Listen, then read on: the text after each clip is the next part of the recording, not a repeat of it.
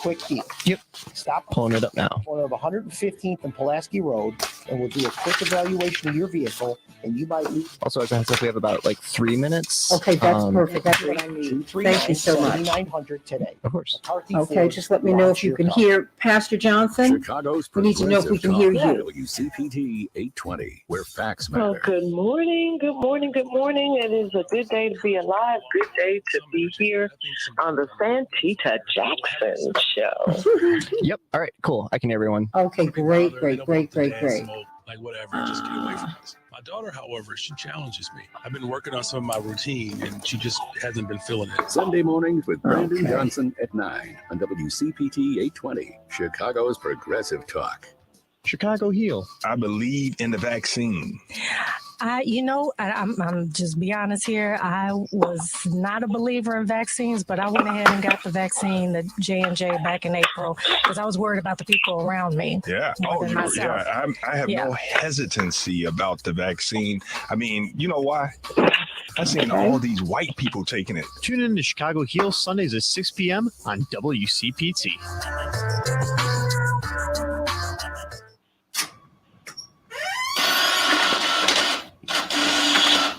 Got 2 minutes. Okay.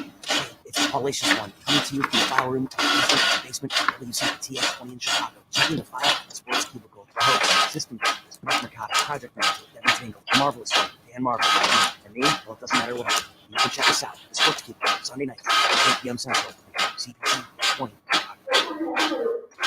Gotta go, Sports Cubicle, 9 p.m. Sundays, WCPT. 18. That's how many cars we currently have on the lot. 18. This is TJ from the car. Yeah, it's very interesting. They do not want you to see how many people have voted here. The size of a quarter. Tens of thousands of vehicles are languishing in factory parking lots just waiting for that tiny chip.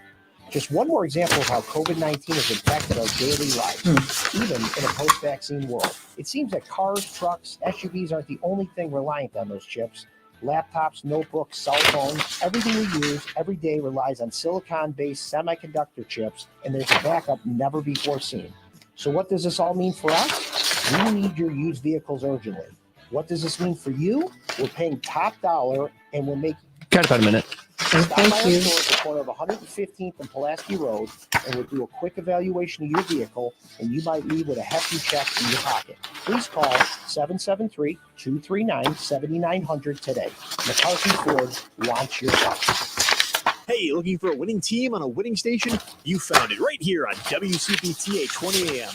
Doing the Marvelous One, Dan Marver, the Hellacious One, Paul Shivari, Sports on the Couches, Mike Mercado, and yours truly, Devin Tingle, every Sunday at 9 p.m. for the Sports Cubicle, where the inmates run the asylum. And the boss, well... All right, coming on in about 15. Because we're working overtime. Looking for your late night dose of sports talk radio? We're here. Join us on the Sports Cubicle, Sunday nights at 9 p.m. Because facts matter. You are listening to WCPT. Stand by. We can change the world, change the world, change the world. We can change the world, we can change the world, change the world. This is the Santita Jackson Show. War and hate to a place of love, it's not too late. Gotta save the children, we can't wait. Let's change the world. Hey, everybody. Hey. How's it going? I'm Santita Jackson. It's a joy to be with you today, Morning Stars, on the Santita Jackson and Friends page on Facebook and on Santita, the Santita Jackson Show on YouTube. So everybody, please get on over there and like and share and spread the word about the show. It's been interesting. I've been getting a lot of shutdowns as we get closer to this, as I become more vocal and as we are moving closer to this vote. So when you see a lot of crazy things happening on Facebook and such, I'm not doing it. Everybody, I'm Santita Jackson coming to you from WCPT 820, the nation's largest progressive talk radio station and AM 950 radio, the voice of progressive Minnesota. I want you to call me today, 773-763-9278, 773-763-9278. And let's talk about these midterms. These races are tighter than this. They are so tight. Yes, I did say it through clenched teeth. They are so tight. What is the deal, everybody? Why are these races so close? What can and should the Democrats do for the win? Because now the advantage is trending in the Republicans' direction. What can be done to reverse the tide? Now, that would be following an historical trend. I mean, the party that has the White House typically loses in the midterms, but it didn't have to be this way. I mean, in August, we thought we were going to buck history. And we still can, because polls don't vote, people do. But, and having said that, what's driving you to vote? I want you to go to vote.org, and make sure that you are still registered. You can remedy that before the midterms, before the midterms, really 6 days away. And then you find out where you go vote. Remember, we closed 100 precincts in Chicago alone. It impacted more than 100,000 voters in June. In 2018, you had one super precinct for 660,000 voters in Louisville, Kentucky. Absolutely insane. So you need to find out. You need to find out where it is that you will be able to vote, where you should go vote. And then, of course, if you are voting early or on Tuesday, please call 1-866-OUR-VOTE, 1-866-OUR-VOTE if you have any problems outside the polls, inside the polls, and if you are intimidated as you are trying to drop off your vote in one of these drop boxes. Take pictures, shoot video with your camera, do all of that, and then call 1-866-OUR-VOTE. Let them guide you through this process. You can do it. So let's talk about this. I want to hear from you today at 773-763-9278, 773-763-9278, and just please tell me why. Why? I mean, we talked about this before, but it's now it is really part of the national conversation. Why is it that Herschel Walker and Senator Raphael Warnock, why are they really in a dead heat? And some people are giving the advantage to Herschel Walker. What's going on? And this is not just a Georgia question. This is something that we've got to talk about today on Legal Q&A with CK, which we're going to start at the bottom of the hour. And then we're going to have Greg Palast, everybody. Yay! Greg Palast is with us. His movie, Vigilante, this magnificent documentary that will make you vote, that talks about the history of voter suppression in Georgia. You've got to see it, and you can see it for free tonight. Vigilantemovie.com. Just go there right now. You can watch it all day. It's all day for free. Jamie Foxx paid for the screening and is paid for part of this, and as has Martin Sheen, who is the executive producer of this film. And so we're so grateful for them and their activism. Jamie Foxx said everybody's got to see this movie. They've got to see it. And he's a Texan, so he knows what he's talking about. So everybody, we're going to have Greg Palast on with us to talk about this movie, how you can see it for free all day, today. Get all of your friends to watch it. We had a good time when we were at Rainbow Push, packed the place out, and it was so wonderful seeing all of my Rainbow Coalition of Morning Stars. It was wonderful. So let's get right to it, everybody. Greg Palast on the Santita Jackson Show today. And what is going on with Herschel Walker and Raphael Warnock?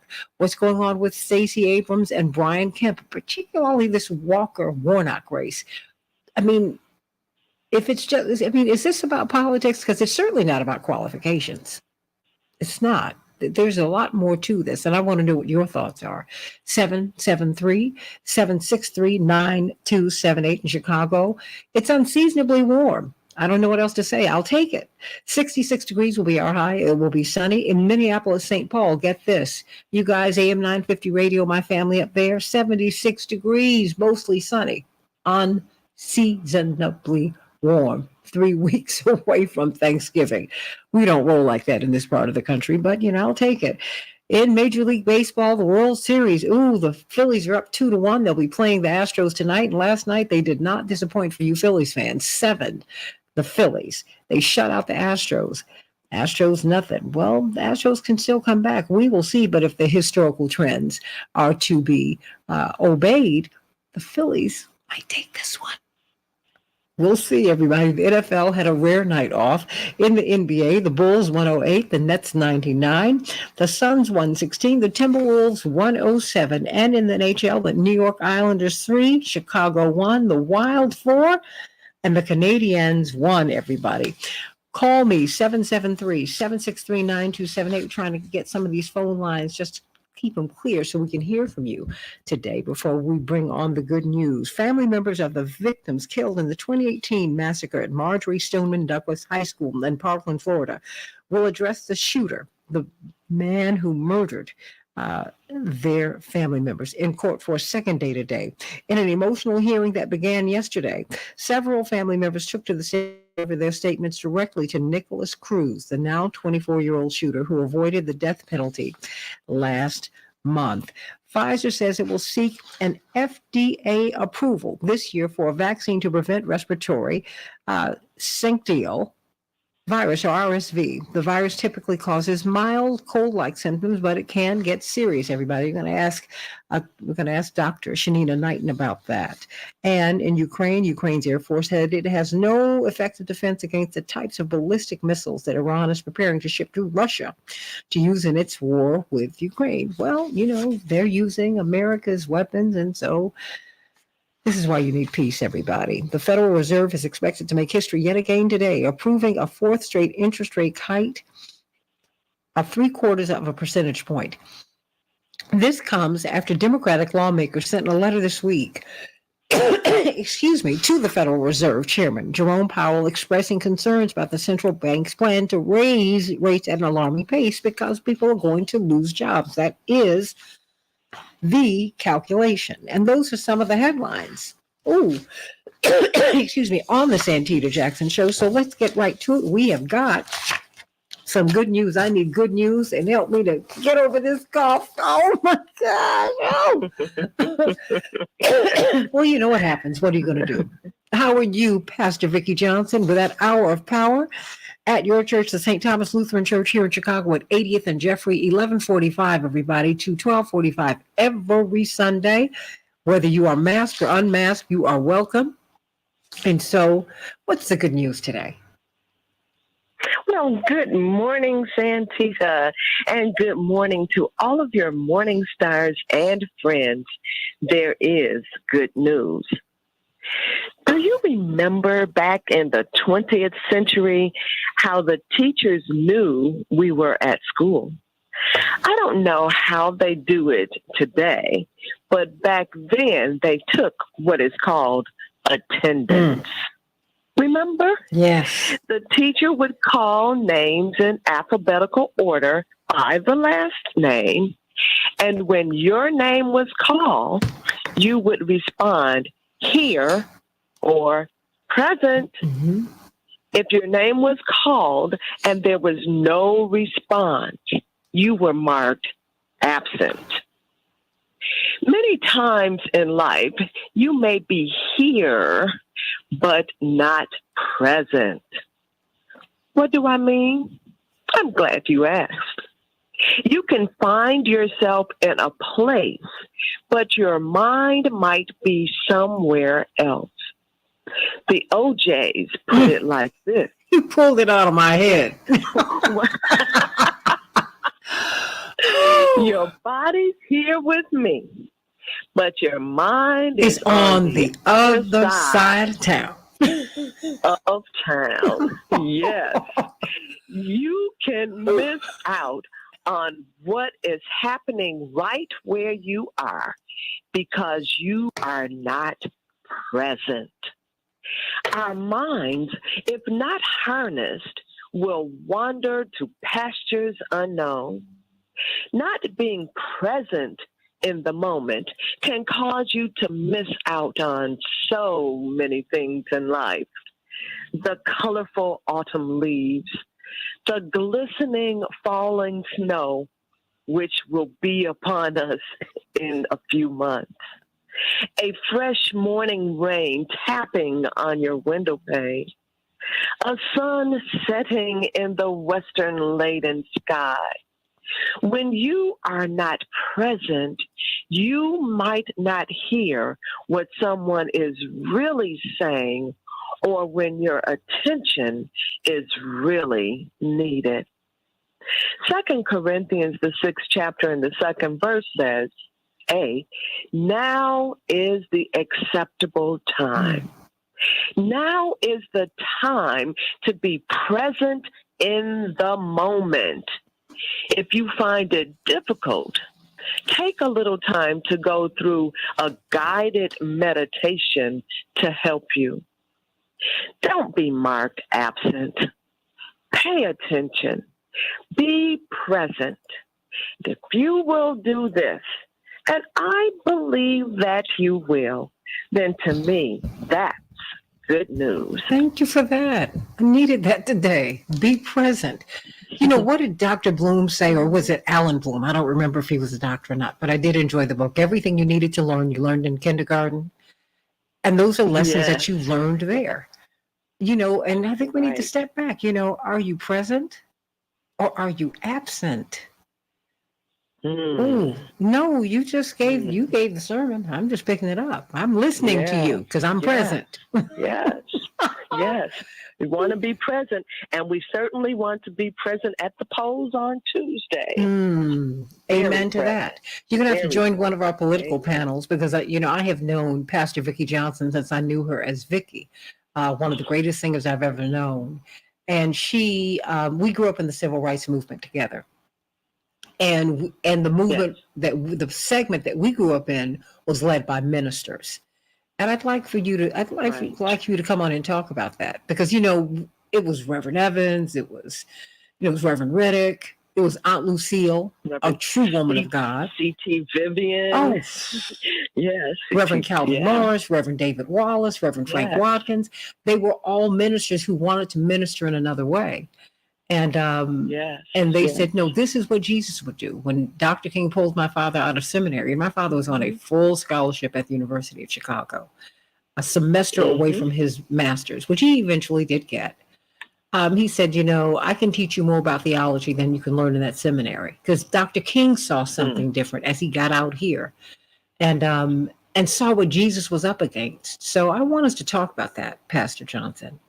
You know, I mean, as we're dealing with so much, let me know if you are available tomorrow or the next day, because we're living in times that are increasingly violent. And what people are not talking about as we pray for the family of Nancy and Paul Pelosi, because he's 82, everybody. He's 82.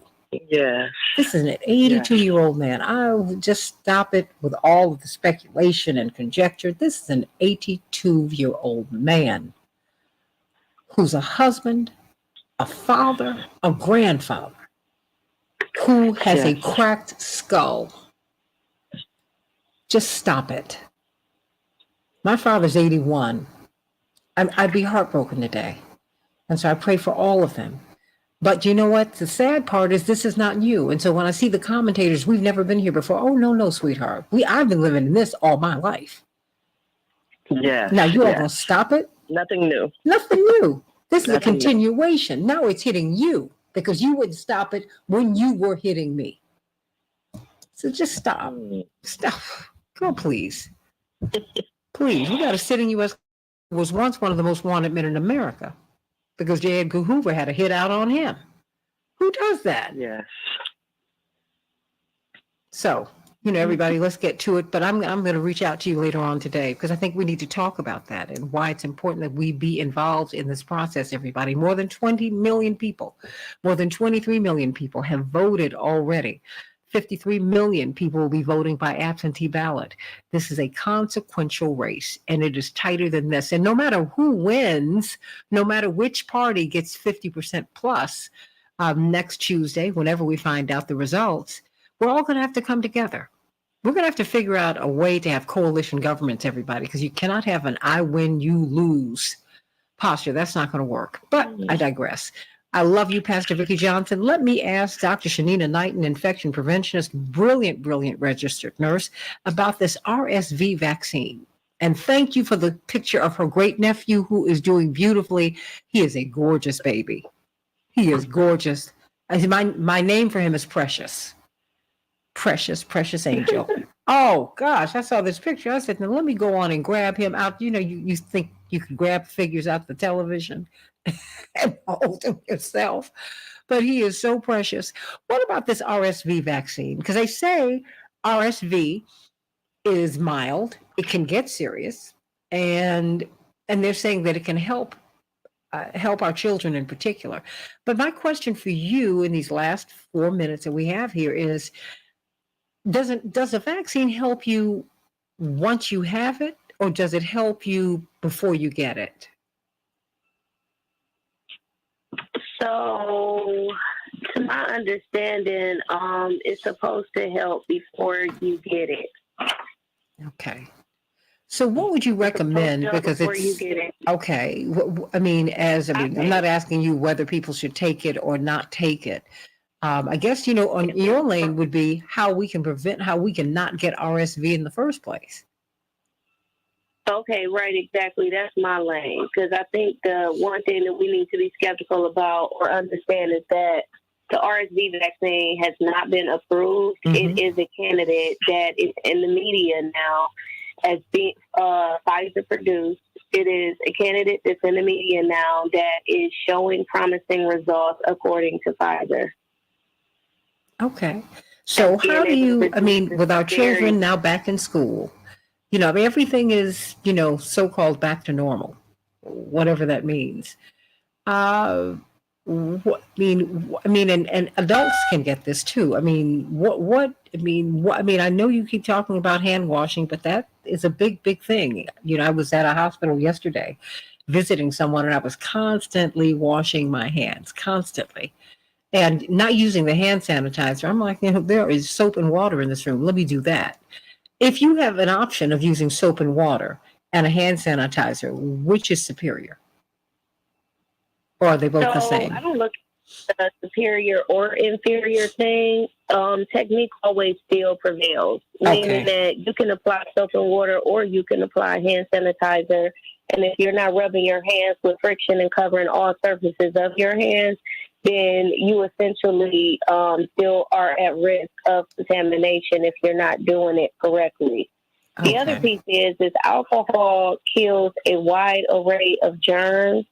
However, just like soap, it can have a drying effect. Alcohol has more of a drying effect on the hands, which means that after you use the hand sanitizer, you will want to then moisturize your hands so they don't get dried out. The other piece is it's dependent on the hand sanitizer that you're using. Some of them actually create a residue or a sticky feel after, let's say, about 5 applications of it. And so it's not something that I believe should just be used without intermittent hand washing. So for about maybe every 4 or 5 times that you would use hand sanitizer, you will want to make sure you're washing your hands with some soap and water just to kind of remove the residue and reset your hands. So both of them are effective when it comes down to removing most viruses and most germs that will come in contact with the hands. Thank you for that. See, these are the things that we need to know. These are the things we need to know because we don't know these things. We love you, Dr. Shanina Knight. And hey, Dr. Nina. Hey, Dr. Nina, I want to take a little bit more time with you to talk about RSV because that is top of mind for us because it's at the top of the news. But we need to know, what does this mean? Because I keep hearing, okay, it's mild. It can't get serious. But I'm like, if anything's untreated, it can all get serious. And I think we need to be serious about infection prevention. Maybe that's the key. Do that. Dr. Shanina Knight and everybody. Hey, Dr. Nina, let's talk about these elections. Dr. Nina, you got to listen to this because we're talking about we're going to be discussing why these races are so tight. We don't know who's going to control the Senate. House of Representatives, you kind of really know, but if you vote, you can change the expectations. So I want to hear from you at 773-763-9278. Why are these races so tight, particularly the Herschel Walker, Raphael Warnock race down in Georgia? There's no comparison about the quality of leadership that they offer, but there's something that people are seeing. And I want to know, I want you to play pundit for us because you've got thoughts too. Back with more of the Jackson Show. Vote, everybody. Vote, vote, vote, vote, vote. 6 days until the midterms. Stay right here with more of the Santita Jackson Show.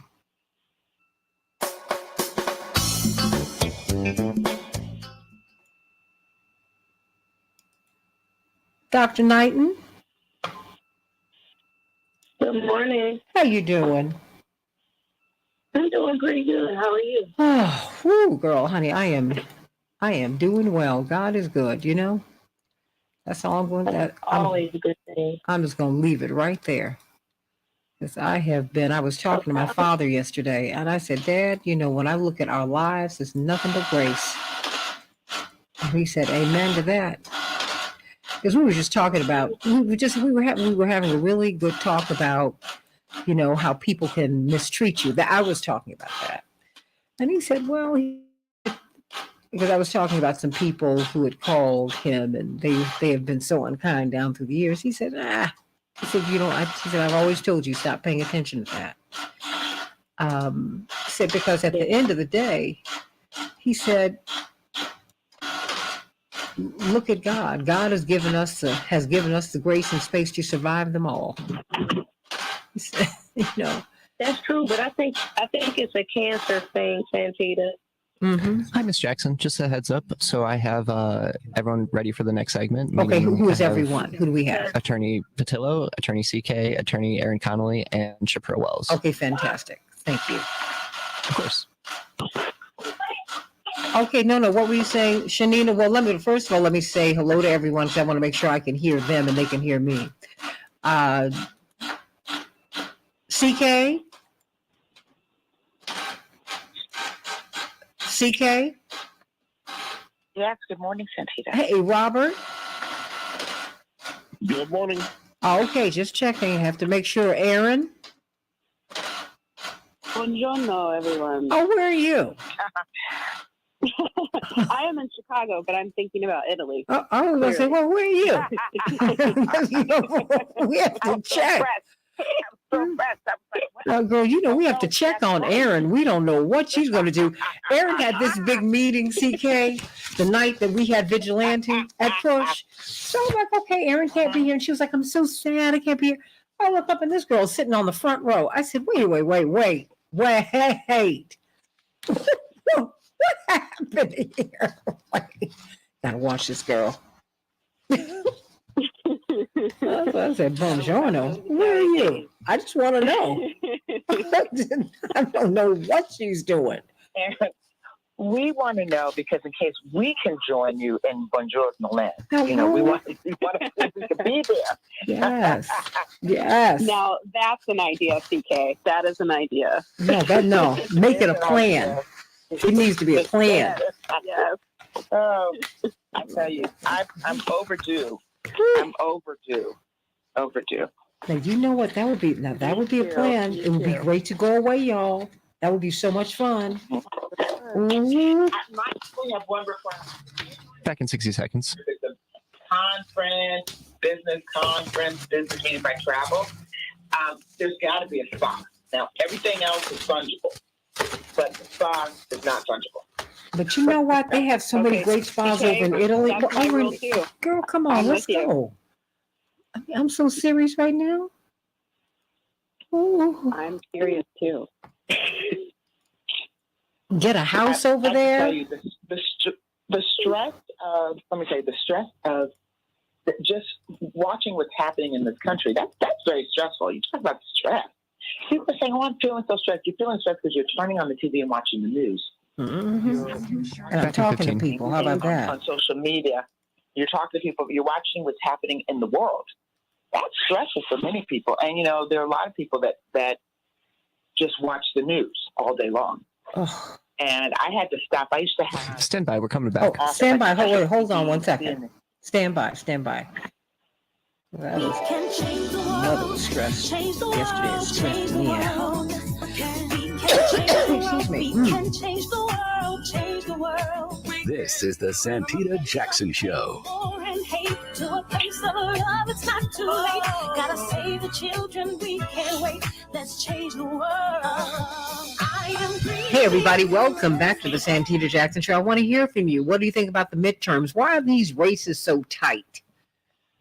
Now, I mean, the Republicans have been obstructionists. Now, that's just the reality. When you want some financial relief, they've been obstructionists. When you want to lower your medical costs, your prescription costs, they've been obstructionists. But yet they are winning. They've been talking about crime. When you have this gap between rich between the haves and the have-nots. And when you take hope from people, when you are closing schools, when people have no way up and out, which is what America's supposed to be about, you're going to have a lot of things going on. I'm not making excuses for people, but I am telling you, if you felt that you were stuck and you could not move up in the society, move up in the world, that's the American dream. No, the nightmare is when you can't move. Now, Black people and Indigenous people know a whole lot about this, but now everybody in America is feeling it. Everybody. And so you have a lot of social unrest, which has been predicted. And now here we are. So call me at 773-763-9278. Why is Herschel Walker why he is favored to win this race? Chuck Schumer said it. What does that mean? Now, polls don't vote, people do. That having been said, there's something that Democrats are seeing with their internal data, and there's something that we are all seeing, because the more you pile on, the more he is piled upon, the stronger he seems to get. And then now the Fetterman-Oz race has tightened up. They're all within the margin of error. We don't know which way these races are going to go. So I want to know what you're thinking. 773-763-9278. But Chappelle, first I got to hit these vittles. I have got to get my Thanksgiving. Yes. And I'd like to have a little plate for myself because I've got a huge family and everybody comes to Thanksgiving dinner with their Tupperware. First in line. Yes, Santita, we are. Good morning, Santita. We are starting to take Thanksgiving Day orders for your turkey, your mashed potatoes, your mac and cheese, your mostaccioli, your green beans, and your greens. And let's not forget the desserts. We have the sweet potato pie, the caramel cake, as well as the real velvet cake, and the banana pudding and peach cobbler. So don't hesitate to give us a call, 708-526-4546, 708-526-4546. We're still doing regular orders as well as also complete decor. We have been quite busy, thanks to God. So we are here to serve you. So give us a call early because we're only taking a limited amount of orders for Thanksgiving. So don't hesitate to give us a call, 708-526-4546. We look forward to serving you. Thank you so much, Santita. Of course. Let's get right to it. We're bumping up legal Q&A with CK. Early this morning with attorney C.K. Hoffler and attorney Aaron Connolly and attorney Robert Patillo, because we're going to have Greg Palast on with us. The free showing all day of Vigilante the movie, vigilantemovie.com. Go there and you can see the movie for free. You've got to see it. It is going to be so inspiring. And we cannot wait to talk with Greg Palast about that today, but also we have to give a shout out to Jamie Foxx, who has helped to make this free showing possible because it costs money. And we have to give out a shout out to Martin Sheen, very, very dear family friend, who produced this movie. He's the EP. He pulled the money together. He said, you have got to see this movie and we have got to protect our vote. Sending you much love. CK. We have got this, let's let Robert set the table, CK.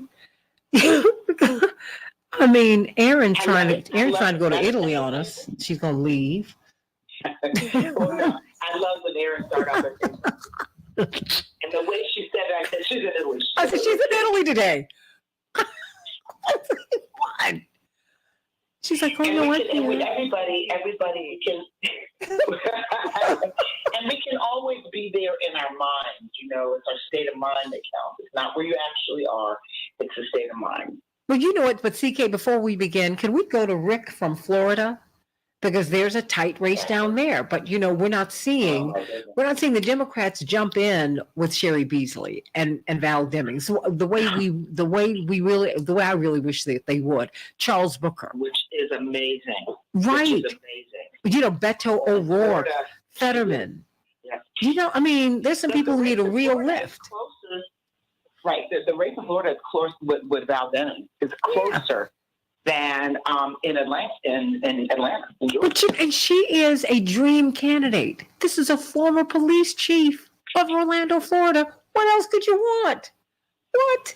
Anyway, Rick from Florida. I want to hear what your thoughts are today. Rick? Hi. Yes. Good morning, Santita. Good hearing your voice. You know, Where I are said you this in before on Florida the show. first?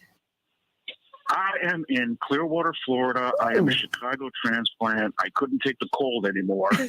I grew up in the Pilsen neighborhood, and then I lived up in Round Lake, Illinois.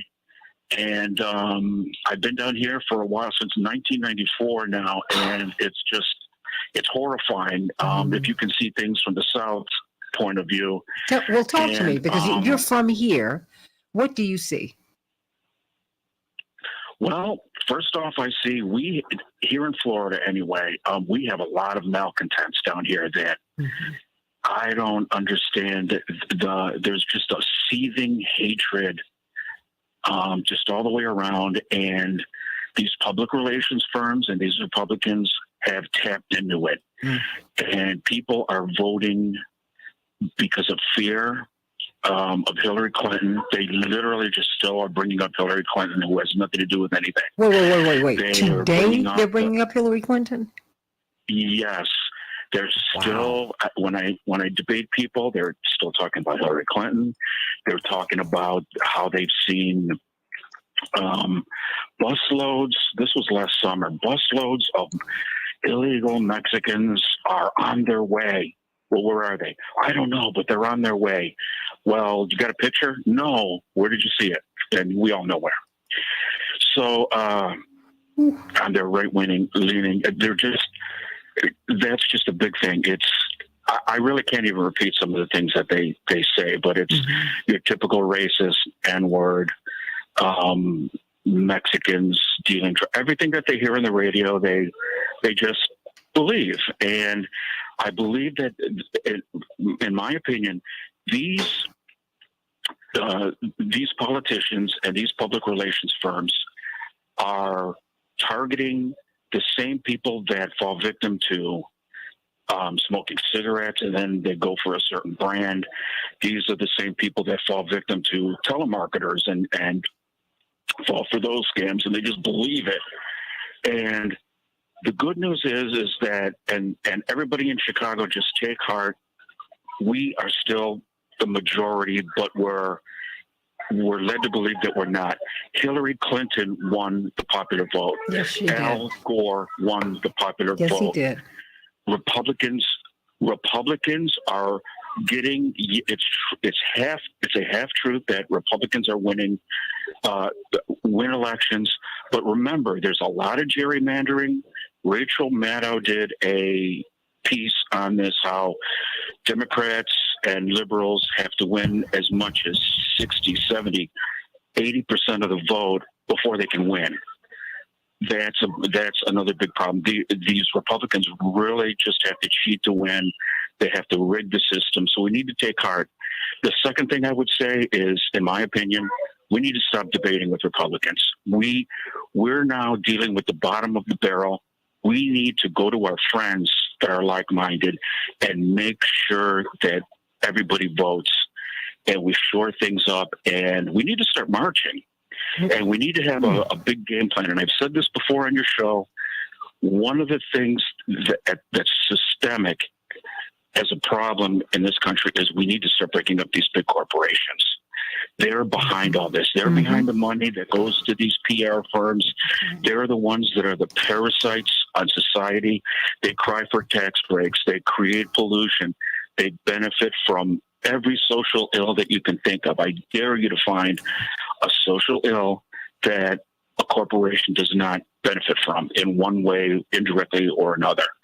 From drug abuse, including to our alcoholism, racism, our racism, our sexism, and racism as well, keeping us separated from each other. Absolutely, I'm with you, Rick. Keep on going, Rick. Right.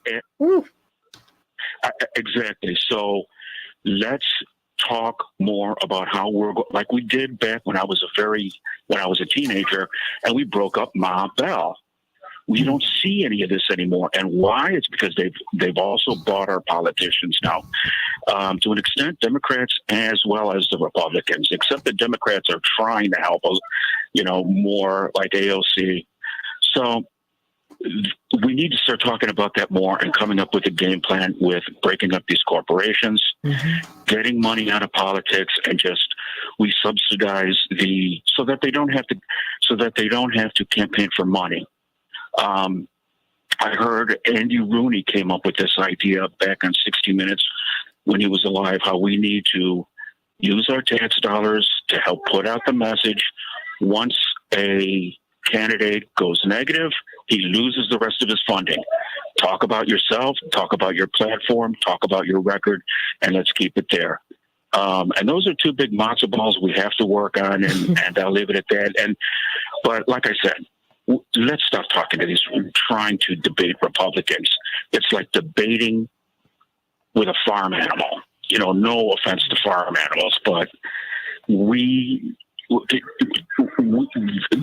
ones that are voting now are not, and especially the ones that I talk to down here, they're only a few degrees away from this guy who attacked Nancy Pelosi's husband. And actually, I've talked to some of them down here that they espouse the same violent inclinations, you know, where we need to do this and we need to take over things by force.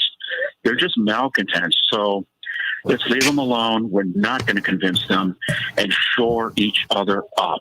Well, you know let's what? shore up our fellow liberals, our fellow Democrats, whatever you want to call yourself, and make sure, hey, did you vote? But Yeah. you know, Rick, I think we have to,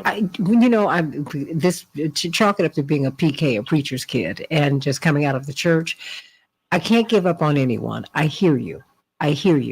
You know, but what I have to do is have the respectful debate and keep on going. I think that what we have to do is continue to organize, because one of the things that we have to understand is that a lot of people came to support President Trump like they came to support President Biden from a lot of different directions.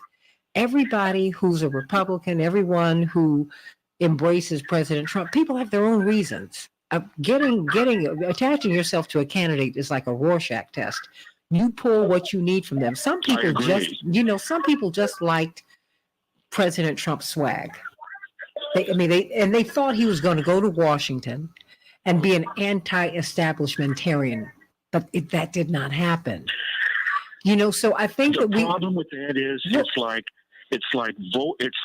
hiring, like having a dentist that did a bad job. Mm-hmm. Your filling fell out, so you go have your plumber work on your teeth. I hear you, but you know what? Anything about it to work.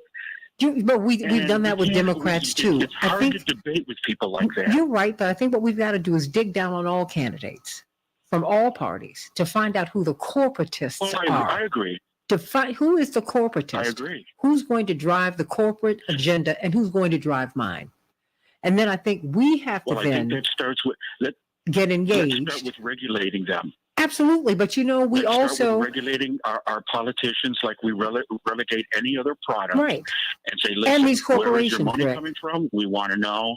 And these corporations, and just have it come from tax dollars. That's right. That's right. And regulate the corporations because now we have a corporatocracy and it's killing us. I want you to give us. We can hit them from both ends. Yeah, we're in agreement. Get your money out of our politics. Get your money out of our politics, and we're going to break you up. And we need to go back to the mom and pop style of business in this country, where the drugstore, you knew the guy in the drugstore when you walked into the drugstore, it smelled funny and the floors creaked. And I remember that in Chicago, and it's all gone. But that's the corporatocracy at work. You know, but Rick, stay right there, because CK, Rick is stay right there, Rick, and you know, Aaron and Robert. This is America, okay, CK, which is why we're talking about this today, because you know you've been driving on politics, even on your legal show, because the laws that you're going to have to work with, well, we're about to put the people in who are going to make these laws. Or we're going to affirm them or upend them. And I mean, and you can hear this plea that Rick is giving us for us to really march, become active. I mean, so that we can, because we're the ones, it's our country, CK. It's ours. So, I mean, you know, Robert, why don't you respond to what you just heard from Rick? Well, I think Rick hit the nail on the head, and I think if we think back to kind of the modern decay of our American political system, there's one very clear point where it began. It was Citizens United. It was the minute that we said corporations are people too, my friend, and that's when we started descending down this this causeway to where we are at today. Fundamentally, by allowing corporations and wealthy individuals to contribute unlimited sums of money to these campaigns, in complete secrecy and anonymity, that means that you can finance anybody and make them a viable candidate. Just keep throwing money behind them. That's how you can get a Dr. Oz. That's how you can get a J.D. Vance or a Herschel Walker or Blake Masterson or Donald Trump running. Because now it's no longer a competition of ideas and having to appeal to voters in order to get support and raise money and keep the campaign going. It's just an option. It's whoever has the most money behind them automatically is a viable candidate. And that's very much, until we tackle campaign finance, it's going to be very difficult to tackle the current political divide that we have and actually get back to normal governance. It's fundamentally a popularity contest now. The Republicans did not even have a platform in 2020. Nobody knows what Herschel Walker's plan is to save Social Security. I don't know what Dr. Oz is going to do to bring down the deficit. No one asked, Carrie Lake what she's going to do to help infrastructure spending in Arizona. They all do just straight culture war things that trend on social media, and by doing so, you encourage people to enrage their bases more so than actually talk about cogent policy. If you talk, we talked about this on my show on Sunday. We call it the MAGA mind virus, which is when someone just gets infected all of a sudden with the MAGA movement, and they go from being a normal, functioning human being that you'll see at the grocery store to suddenly believing every single internet conspiracy, and they're ready to lose everything, behind this. It's very much the way that cults operate. And we can ignore it. We can call the people crazy, everything else, but we have to begin understanding it, because understanding it is the first step towards trying to incorporate these people back into society. Because we have 70 or 80 million voters who believe in many of these conspiracies, who are infected with that MAGA mind virus.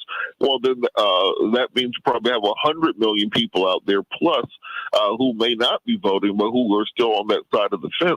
And that's a very difficult way to run a democracy, when truly nearly half the country seems to be infected with some sort of mental disorder that leads them into believing QAnon conspiracies, 4chan conspiracies. We've seen what happened with Kanye. We've seen what happened with many of these other people once they join that, get infected with that MAGA mind virus.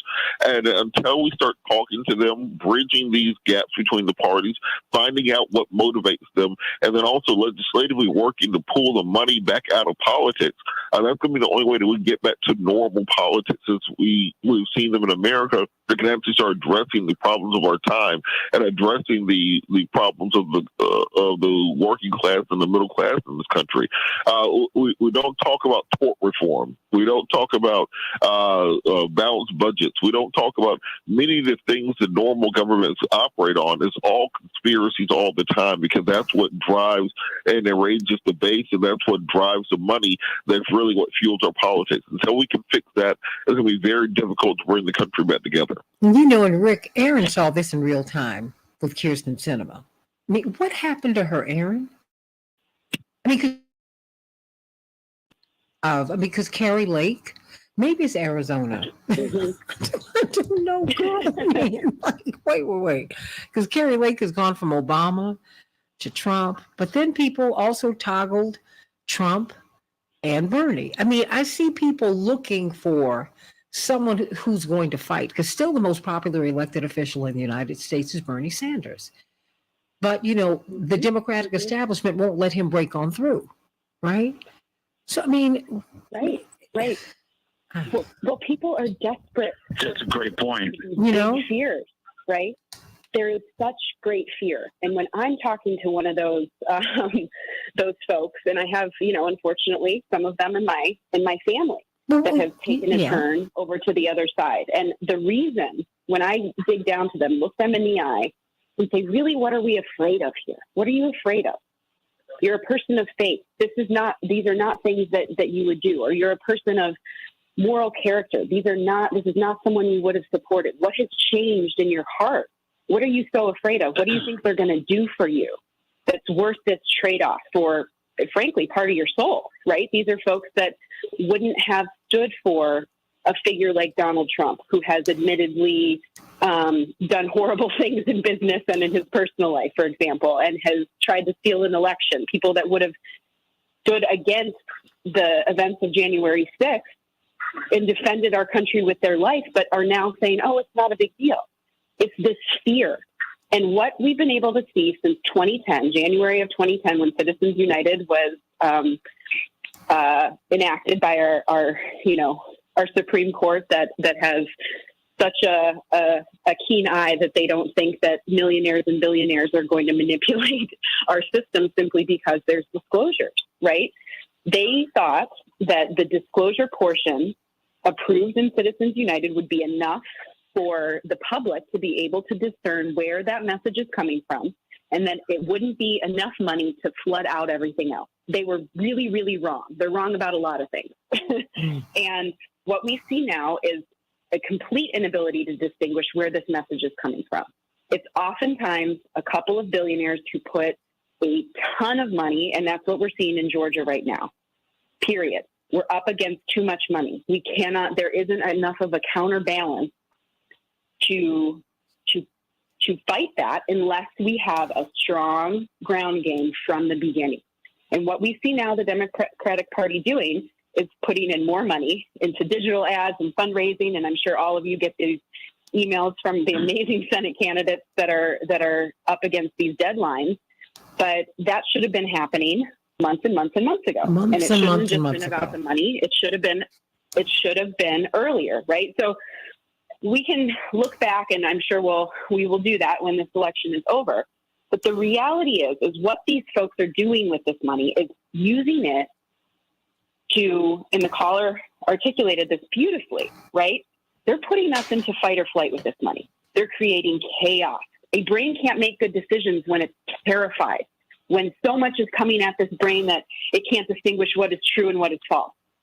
This money creates chaos. It puts us into a place where people that are already overwhelmed, that already feel overwhelmed by the system. Maybe they don't know politics. Maybe they don't know some of the policies. So they're going to take the easiest thing, right? The path of least resistance to make their decision. And that is fear, because it's the easiest way to go. And it's hard to get past that in your messaging when the other side is going to that lowest level. But what we need to do, and what we have to look at in between the midterms and the presidential election, is how we lower the volume and create actual conversation. The solution isn't to not talk to these people, unfortunately. That would be easier, but that's not going to get us where we want to go. We have to have these hard conversations. We have to dig in beyond the rhetoric, beyond the anger, and really say, what are you afraid of? What do you want? I think you're smart enough to help us be a part of the solution, and I want to hear about it. I don't want to hear about this nonsense. And that's difficult. But that's what we have to do when this midterm is over. As you said, it's necessary, and I'm going to toss this over to CK on the other side of the break, because she is a Georgian, and she has been saying, look, I think I need my smelling salt. All jokes aside, I can't believe that that we're here. You know, CK, I don't want to speak for you, but I got about 20 seconds before we go out to the break. It's just. No, I'd love to wrap this up, Santita, with some hope. Well, you know what? I want you to give it to everybody. Give it to everybody during the break. Stay right there, Rick. That's why I wanted you. That's why I wanted you to listen. No, stay right there. Stay there. Okay, here we go. Because we're on Facebook. We're on Facebook. Hold on. Just stay right there, because I got to go to this break. Because you want me to stay on the air, don't you, Rick? Okay. I sure do. All right, sweetie. Back in just a minute. Santita Jackson Show.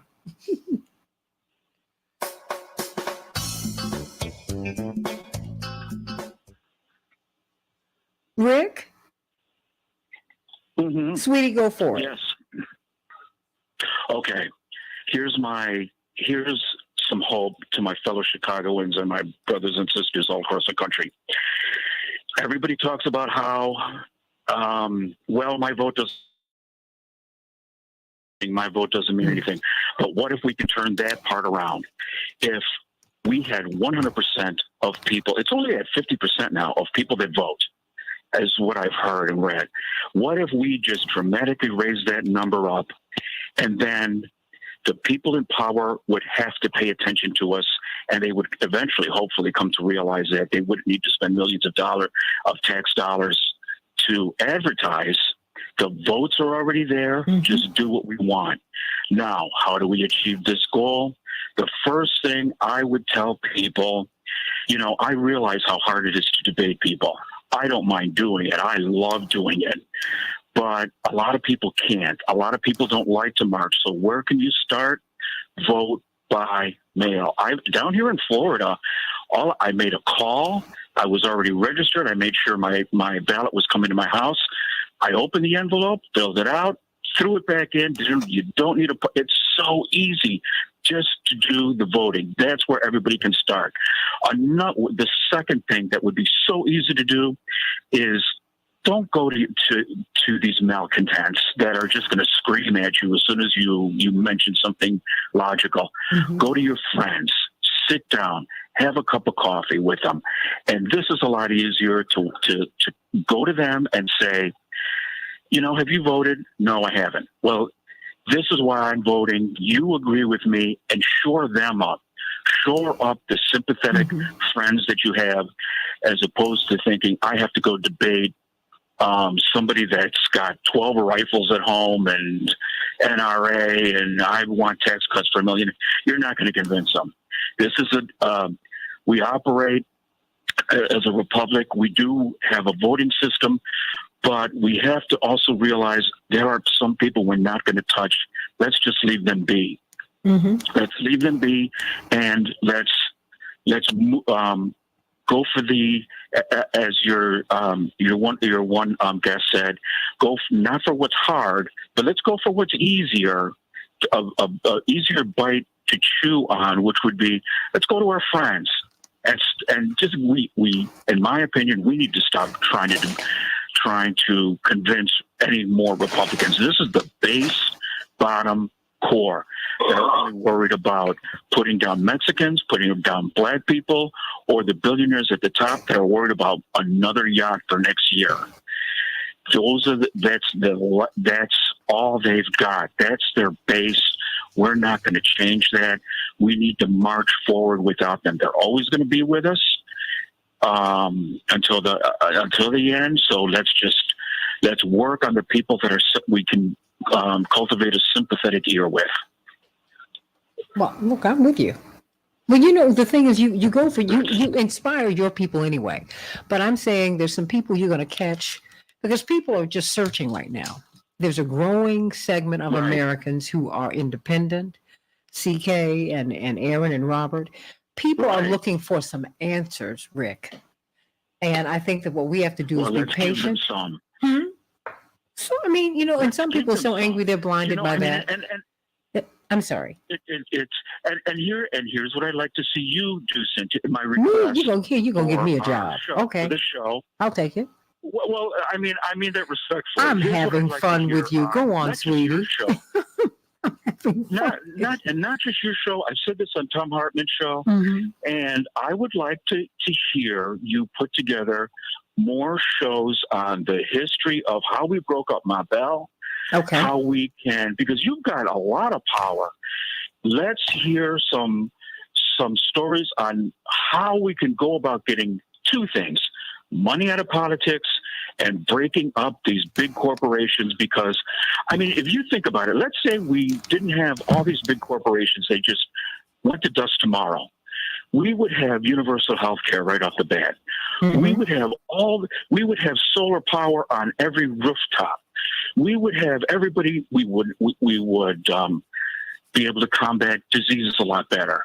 So we would have better. Everything would be better. The entire human condition would be better. Well, hold on, because I'm going to have to shift over to the next segment. We're going to continue this discussion. So you want me to talk about the corporatocracy, breaking up monopolies, and really how we can come together and organize, because I heard you mention marching, right? Exactly. No, would you do me a favor? Yes, even though that's probably a hard No, thing no, for no, no, people no. I to do. know it's hard work. I've But- watched my parents do it all my life. But this is what I want you to do. I want you to get on hold. Henry, my board operator. Henry? Yes. I want you to get Rick's number. Yep. Rick, would you mind coming back on the show and being part of our panel? Like Yeah, Miss sure, I'd love Yvonne? to. Yeah, and Linear Bob. I want you Sure. to come back and be a part of it. CK, what do you think? I think that would be a great idea. Great idea. Absolutely. You know, because I think you've given a lot of great ideas, and what we don't have enough of in radio, and CK's got her own radio show on WAOK at 11 o'clock Eastern Standard Time every Tuesday. It's fabulous. And Robert, of course, is on WAOK every Sunday from 1 to 4 Eastern Standard Time. I encourage you to check that out. We don't have enough Ricks and Yvonne's and Linear Bob's talking. We talk about them. We're coming back in 45, but I will get his number. Thank you, honey. Rick's political analysis is spot on, I think. And, you know, and we need more of that. So please get his information for me, okay? Henry? Will do. Okay, so stay there, Rick, okay, sweetie? Sure, And sure, thank you, Santita. and thank you for being with us. I'm going to bring you back on in the next couple of days. Thank you. Okay. It'd be an honor. Oh, well, look, I'm honored that you listen. Thank you so much. Even though you abandoned us you're here. very sweet. Thank you. Well, he abandoned us, but I still love Rick. Stay on here. No, it's too cold in Chicago. It's too cold. I heard you. It's too cold. I love you, sweetie. It's too cold. It's too cold. Oh, it is cold. It is cold. When it gets cold, Chicago's no joke. Stand by, everybody. Change the world, change the world. We can change the world, we can change the world, change the world. This is the Santita Jackson Show. War and hate to a place of love, it's not too late. Gotta save the children, we can't wait. Let's change the world. Hey, everybody. Welcome back to the Santita Jackson Show, Legal Q&A with CK. Now, CK, where are you, girl? You there? Yes. I'm here, Santita. I'm here. Look, this was a great show. Sometimes you got to let it roll with the issues and listen to what people are saying. So it's fabulous. Well, it is, and I really enjoyed being with you yesterday on your show. Fantastic show on WAOK, 11 o'clock Eastern Standard Time every Tuesday. And, of course, Robert Patillo is on WAOK from 1 to 4 Eastern Standard Time every Sunday. Got to get Erin a show. She's got a lot to say. We're talking, of course, this is Legal Q&A with CK on the Santita Jackson Show. We're talking about the midterms. Why are these races so close? We just heard Rick, a Chicago transplant who's down in Clearwater, Florida, who's saying, let me tell you, you have no idea what I am dealing with down here. And my mother drove from Washington, D.C. down to South Carolina through Virginia. That's where my mother was raised in part. And my grandmother's home, she's passed on, is still there. So she had to check on it. And then my father's mother, who's passed on, her home is still in Greenville, South Carolina. She had to check on it. And CK and Robert and Aaron, my mother said, if you think Trump does not have support, you are deluding yourself. I saw billboards with his name on them as I drove through. It's a deep thing. And we have to ask, we shouldn't be talking about people and poking our fingers in their faces. We need to find out what's going on. We're all Americans here. Even if we are at points of disagreement, or maybe we might be looking at each other through the looking glass and we don't know it because everybody's suffering. Now, I know that. Most Americans do not have enough money. I know that. Most Americans cannot afford to send their children to the college of their choice. I know that. Most Americans cannot afford to go to the emergency room. I know that. That's the data. So when you've got that kind of pain out here, all hell is going to break loose, and that is what we're seeing. But we want heaven to break out on this side of eternity, and we can do that. But we're the ones who are going to have to make that happen. What did my father say? Yes, God is real, but you have to be God's feet and hands. You've got to do the work. You've got to do the work. He said that to me last night. I had a great conversation with my daddy, and I got a lot of gems from him. I'm Santita Jackson, WCPT 820, the nation's largest progressive talk radio station is my home, and AM 950 Radio, the voice of progressive Minnesota. It's a joy to be with you today. 6 days away from the midterms. Have you voted? Go to vote.org and find out if you are still registered. You can rectify that, and you can find out there where you go to vote. 773-763-9278 is my number. I want to hear from you. What are your thoughts about this election? Why are these races so close? What's really going on out here? What's really going on out here? Something's going on, and we need to put our fingers on it. Greg Palast will be joining us shortly. His movie, Vigilante, you will be able to see for free. You can see it for free right now. Go to vigilantemovie.com. We're going to be talking with him about that and voter suppression in Georgia. That is real now, and it's happening all over the country. So let's get to some of these headlines so we can talk about these races. Chicago, a high of 66 degrees and sunny, unseasonably warm, but I will take it. Minneapolis, St. Paul, 76 degrees will be your high today, mostly sunny. In Major League Baseball, the Phillies are up 2-1 over the Astros. They shut them out last night. The Phillies 7, the Astros 0. They'll be playing once again tonight.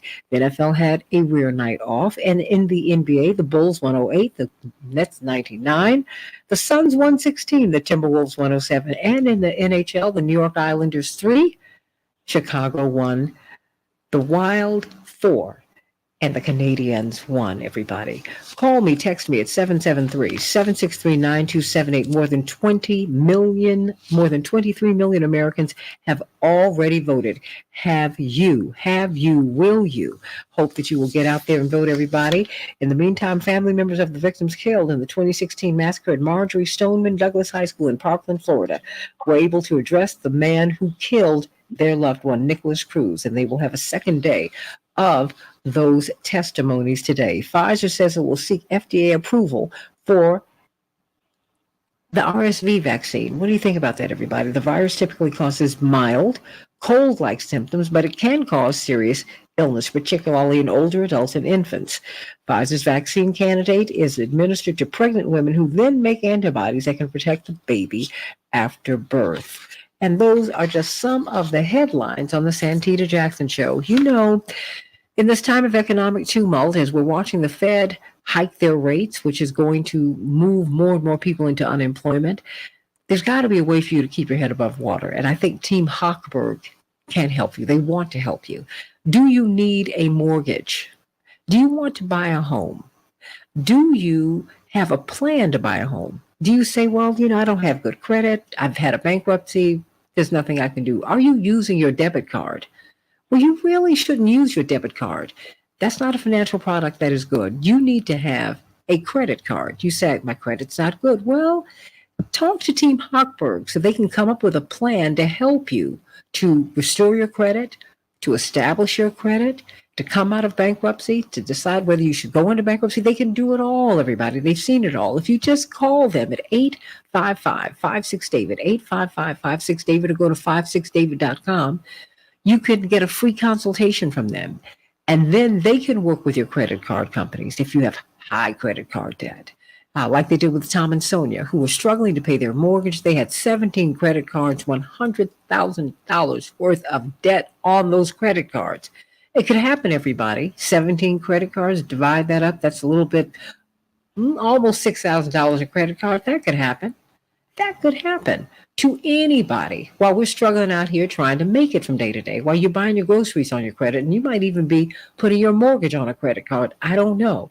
But they helped Tom and Sonia. And now Tom and Sonia, after they negotiated with the credit card companies, their payments to their credit cards were lowered by almost $3,000 a month, $2,800 a month. They were able to save their home and get up out of financial debt. That could be you, everybody. Call them at 855-56-DAVID, 855-56-DAVID. I want you to be financially free. Go to 56david.com so that you can see what they do. But call them. Call them.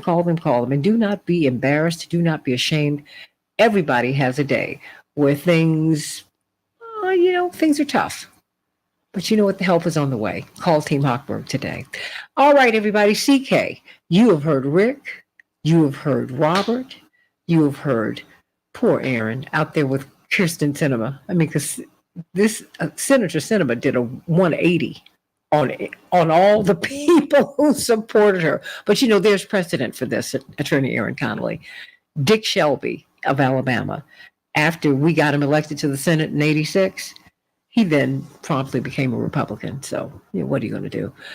And of course, Attorney Robert Patillo, Southeastern Regional Director for Rainbow Push. C.K. Hoffler, what do you see? I mean, because now these races have absolutely tightened up. They're like within a point of each other down in Georgia. And some polls even have Herschel Walker ahead of Raphael Warnock. And then they said that the debate actually helped him. CK, what do you see? We heard from a caller today who told us, and he's right, forget about a certain segment, their minds will never be changed. That segment, whose minds will never be changed, they're supporting Herschel Walker. Their minds will never be changed. But there are a bunch of voters who still could vote. And so it is something. I had stopped using my smelling salts because that's where I was when I thought about the race in Georgia. And I started saying the Lord's Prayer. We need to pray and have people come out to vote. That's the only way that we can be assured that Senator Raphael Warnock will win.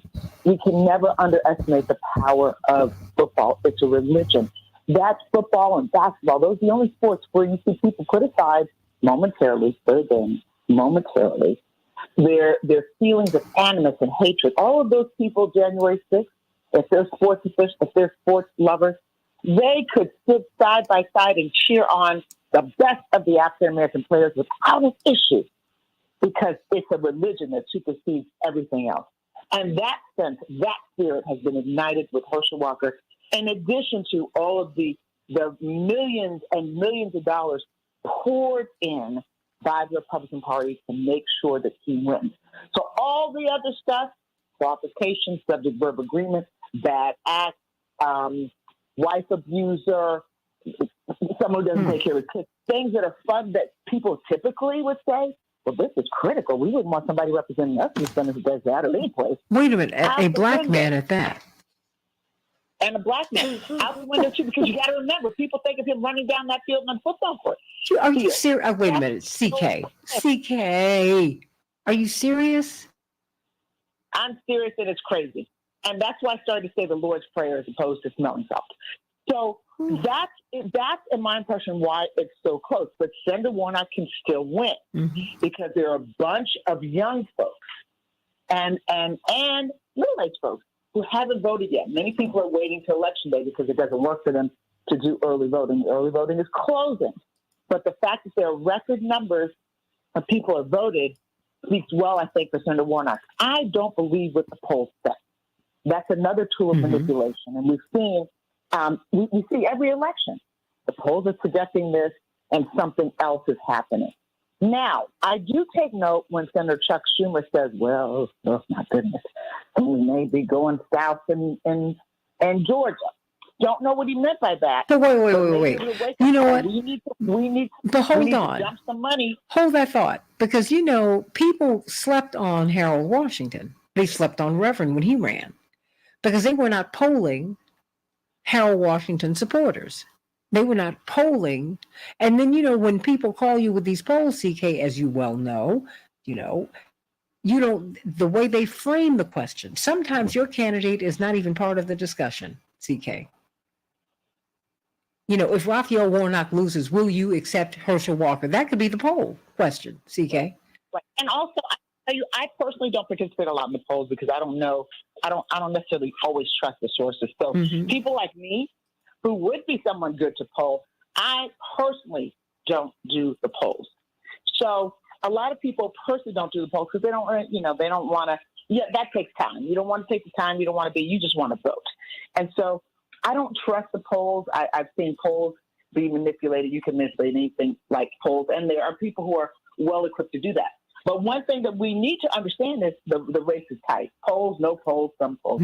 It's very tight because of what's happening in this country, because this is a divided country.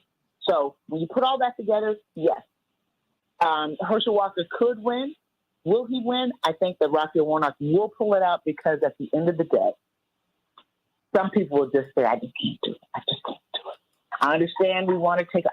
I just can't do it. And others who have just been slow, who are disenchanted, feeling some kind of way, which is many people in America are feeling some kind of way about the Democrats and the Republicans, by the way, feeling some kind of way. So if you're disenchanted and feeling some kind of way, other things such as football, such as Heisman Trophy, such as all of that could mobilize you and ignite you to get out and vote. Whatever it is, or feeling strongly about women's reproductive rights, feeling strongly about domestic violence, feeling strongly about people who have no sense. These types of things can propel many people to get out to vote. So it's not over till it's over, no matter what the poll says. And then finally, Santita, I just wanted to say, to the comments that have been made previously about the things that we need to do. Now, you were absolutely brilliant yesterday on my show, as was Greg Powell. And what was important with your presence there, your global national presence, and your comments was that to Georgians and those listening throughout the country, you brought a refreshing, this is a different audience, a new audience. There is some cross-fertilization, if you say, or cross-pollination. But you brought a sense of hope. It's not over yet. And you ended in your closing remarks and saying 3 words that I'm going to say. Vote, vote, vote. And that's the bottom line. I don't care what anyone else says, just vote. Forget about all that other stuff and just vote. Don't let I make excuses. Just vote. Go out and vote. And do it now while there's early voting so that you don't have to have a discussion about, well, the driver, I don't know, I can't read. My driver's license is tattered. It fell in the water. The dog bit it. Can't read. Do it now so that if any issue comes up, you can cure it, and because the stakes are too high. Let me go to Mama D. Mama D is reaching out to us. She wants to tell us why she believes the Warnock Walker race is so close. Mama D, what's on your mind? Well, hallelujah, greetings to you. Presidents swear on a Bible book. The Old Testament says, thou shalt not kill, and the New Testament says, he came that you might have life and have it more abundantly. So Pastor politician Warnock is on the wrong side of spiritual history by supporting the violence of abortion, and Walker is on the wrong side by saying he is against abortion, but in practice, women are saying that he favors it. So both candidates have issues, and I think that's why the races are close. But my question is, President Biden says it's about saving the soul of America. How can you save the soul of America if you don't deal with the issues that are not just flesh and blood? I hear you. So were you asking the question or? Yes, I'm asking that question. The spiritual issues that people are leapfrogging over are very much part of the conversation because life, liberty, and the pursuit of happiness is an inalienable right, whereas freedom of religion is a constitutional right. And when they say a woman, they're really not talking about a woman because if she's pregnant, she's 3 in 1, and she is a trinity. Hard living egg, sperm, living sperm, and what the egg and the sperm created, that living soul. So when it gets right down to it, men have a right to step up and say, hey, I want to save my So are you saying that that's why the race is so close? Do you think it's coming down to abortion, even though, hold on, Ms. Mamadi, because I want to ask you this question before you go. What is the predominant issue in the race? Is it the economy, inflation, because people can't pay these bills, they can't afford this food? Is it abortion, reproductive rights? I mean, what do you think is the issue that's making these races so close? You got 30 seconds. I think what's making them so close is the fact that it's morally wrong to have people sanctuary settlers and sanctuary settler seekers leapfrogging over you. It's wrong to have all these billions going to another country, and people here don't have clean water to drink. So people are looking at these issues and they are morally torn. So it's all of the above. Okay. And Okay. get down to what is right and what is wrong. Okay, well, Mama D has spoken. Why do you think these races are this close? All of these races, I mean, Mark Kelly's race in Arizona, Aaron, that's closed up. The Fetterman-Oz race, that's closed up. Sherry Beasley, it's always been tight. She's within a point of winning. You've got Val Demings, very winnable races. I mean, it's just tight, and I'm wondering what people are seeing. Well, I tell you what, whatever you want, you can have it. You got to vote about it. You got to vote about it. You got to get out and vote, everybody. Don't let anyone tell you that your vote does not matter. These races increasingly are being decided by a few hundred votes.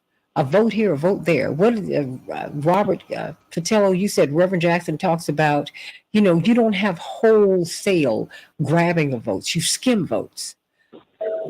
10 votes here, 100 votes there, 5 votes here. I mean, you can do it in a country of 330 million people. Robert, I've got about a minute before we go and bring on Greg Palast.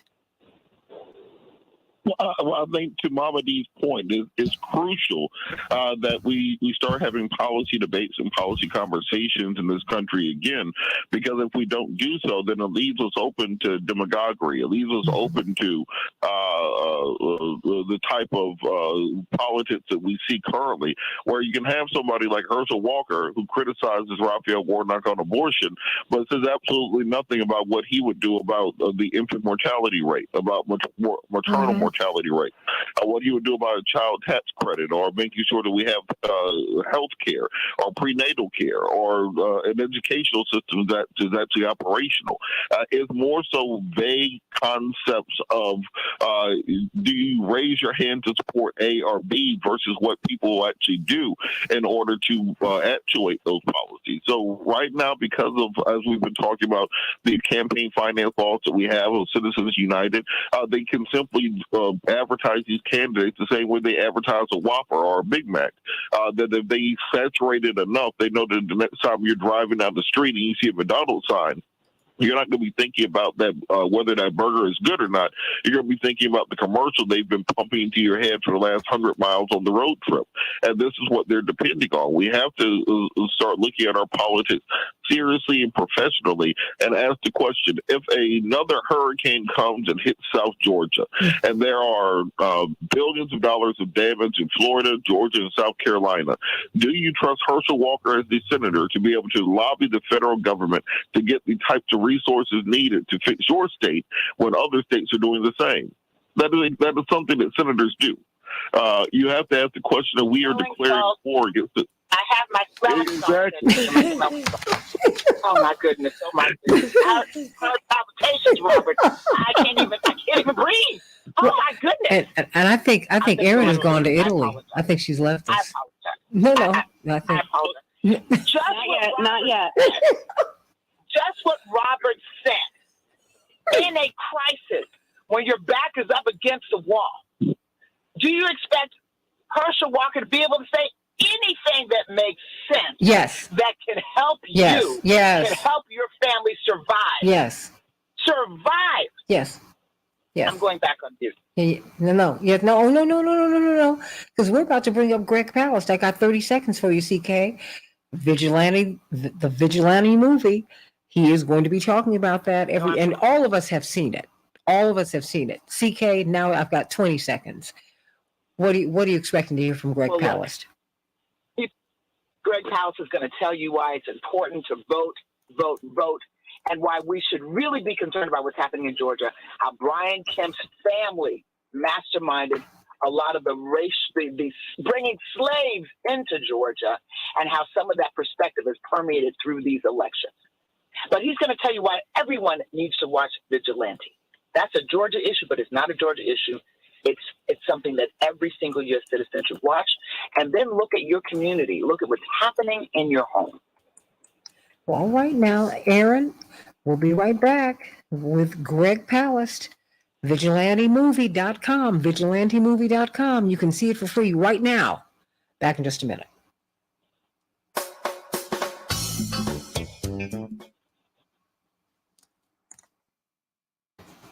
All right, y'all. We're about to bring Greg Palast up. He is the best. I want you to tell him. I will. It looks like, okay, buongiorno. I said, this girl has gone to Italy. That is what she has done. She has gone to Italy. Well, I got to thought cancel so my too. trip twice, so I'm trying to do what I can. Hi, Miss Jackson. Just a heads up. I've been attempting to reach Greg. His phone's going straight to voicemail. Well, hold on. It should not be. Hold on one second. Okay. Let me make sure you have one number for him. You just keep trying him because sometimes, Yes. It will be. Okay, wait a minute here. Santita, I have a number. You want me to try him too?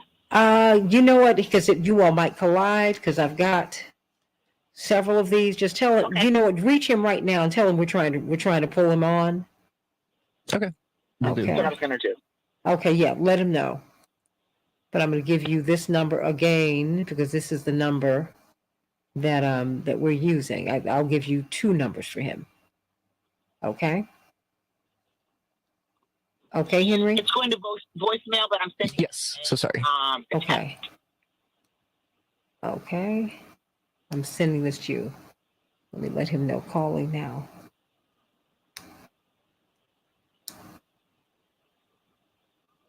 Thank you.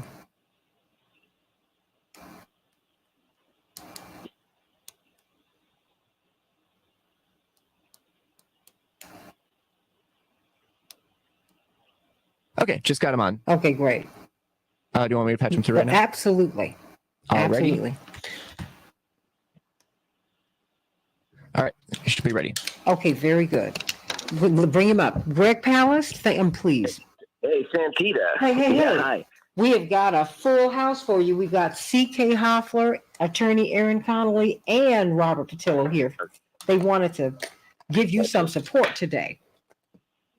Okay. Greg, I just sent you a text. Just ignore the text.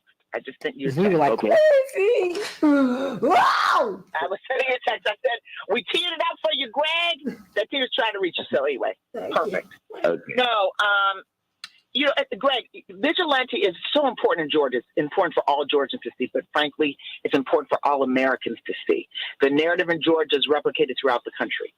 And I think it's because there are common threads, common themes in every single state in this union and territory. Oh, yeah. So I think that it needs to be placed in that context when we're talking about national elections, but certainly in Georgia, where people are fighting for their lives, for their liberty, for their freedom. Back in a minute. Here in Georgia, that we're fighting for our survival. That's how it feels going to the polls. And I can tell you, my experience this time at the polls my experience was very, very pleasant. It was seamless.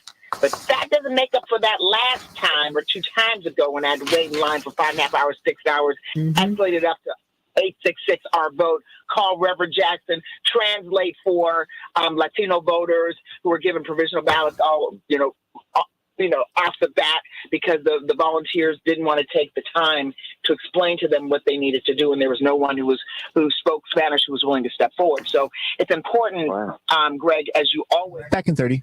Just say it like it is, and why people need to really, really, really watch this movie and what it means to Americans, to democracy, and to our right to vote, where we're headed. Because we're headed in a dangerous and perilous place if we don't exercise our right to vote and speak through our vote. And insist on that right. And of course, to see the movie, which is this stand by. Free of charge.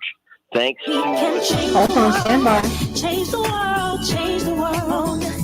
We can change the world, we can change the world, change the world. We This is the Santita Jackson Show. War and hate to a place of love. It's not too late. Gotta save the children. We can't wait. Let's change the world. I am breathing. Hey, everybody. Welcome back to the Santita Jackson Show. We have got Greg Palast with us, everybody. Yay! I wish I had some sound effects for that. He is our hero, indeed. In 2000 and 2004, as we watched the presidential races stolen. Yeah, they were stolen. They were. I remember how incredulous Vice President Gore was when he had to concede. I remember John, the senator from North Carolina, I remember him looking at John Kerry saying, wait a minute, we're not going to fight? He was the investigative journalist who really pulled up the information that showed that those elections were actually stolen. The Democrats won. They won. And he could not get a corporate media outlet in the United States to carry his investigations, which are absolutely stellar. So, of course, it's Legal Q&A with CK, as we do here on the Santita Jackson Show every Wednesday from 7 to 8 Central Standard Time. And, of course, we've got attorney Robert Patillo and Kirsten Sinema's dear friend and former running buddy, attorney Erin Connolly. Erin won't let me forget that. She gets very upset when I do that. She's like, Erin, are you okay? Oh my goodness! I'm not. I need my smelling salts now. Hey, you might be like me. Start to say the Lord's Prayer. She worked with her when she was a progressive. Amen. As hard as that is for us to remember, she's like, no, she wasn't always this way. We're like, what do you mean, Erin? She's like, no, she used to be a progressive. Like, girl, get out of here. Get her out of here. But we are so glad to have Greg Palast with us today. He has been on this barnstorming tour all around the country, showing this movie Vigilante, that really highlights Black voter disenfranchisement. But remember, Black people are the canaries in the mine. What happens to Black people eventually happens to everybody, to Black and brown voters, okay, and indigenous voters. Because what's happening on these tribal lands where our indigenous brothers and sisters are living, it's criminal. It's criminal. Don't ever forget about the indigenous people of the United States. And so, voter suppression is real, but this movie it'll make you laugh, it'll make you cry, and you can see it for free today. Vigilantemovie.com. Welcome back to the show, Greg Palast. You got some heavy hitters helping you. You've got Martin Sheen, who's your EP. Now you've got one of your new partners, who's Jamie Foxx. Talk to me. How did they get involved in this movie? Why did they get involved in this movie? Well, Jamie Foxx is involved with this movie, as he says, because this is his childhood. He grew up in rural Texas. Mm-hmm. And he said, this is a story. Vigilante is the subtitle is Georgia's vote suppression hitman. But as CK was saying on the break, and as he just heard, this is about America, unfortunately. And so he said, I saw my own self growing up in Texas and the impediments to African Americans and what it took. And this is a film about two things. One, the attack on the vote, and some of it's weirdly funny, of course. It is funny, and then it gets really dark and heartbreaking too. But in Georgia, we also have to talk about history, which happens in the film. That it was Brian Kemp's family, the governor, that first brought African Americans in chains to Georgia. It was a free slavery was banned in Georgia. People don't recognize that.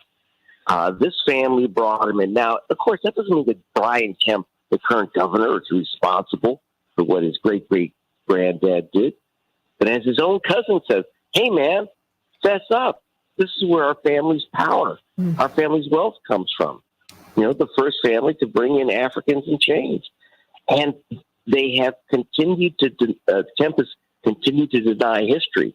It also means he denies history up to now, which is the history of stopping Black people from voting in Georgia. Like you say, back in 2000, as you said to Santita about the Florida race. Those are Greg Palast. And again, you can see this film, Vigilante, the movie. So go to vigilantemovie.com. all day today and tomorrow. No charge. Please just go to vigilantemovie.com. But in Florida, we had the governor of Florida, Jeb Bush, the brother of the presidential candidate, little W, removed 58,000 black men from the voter rolls on the grounds they were felons, not allowed to vote.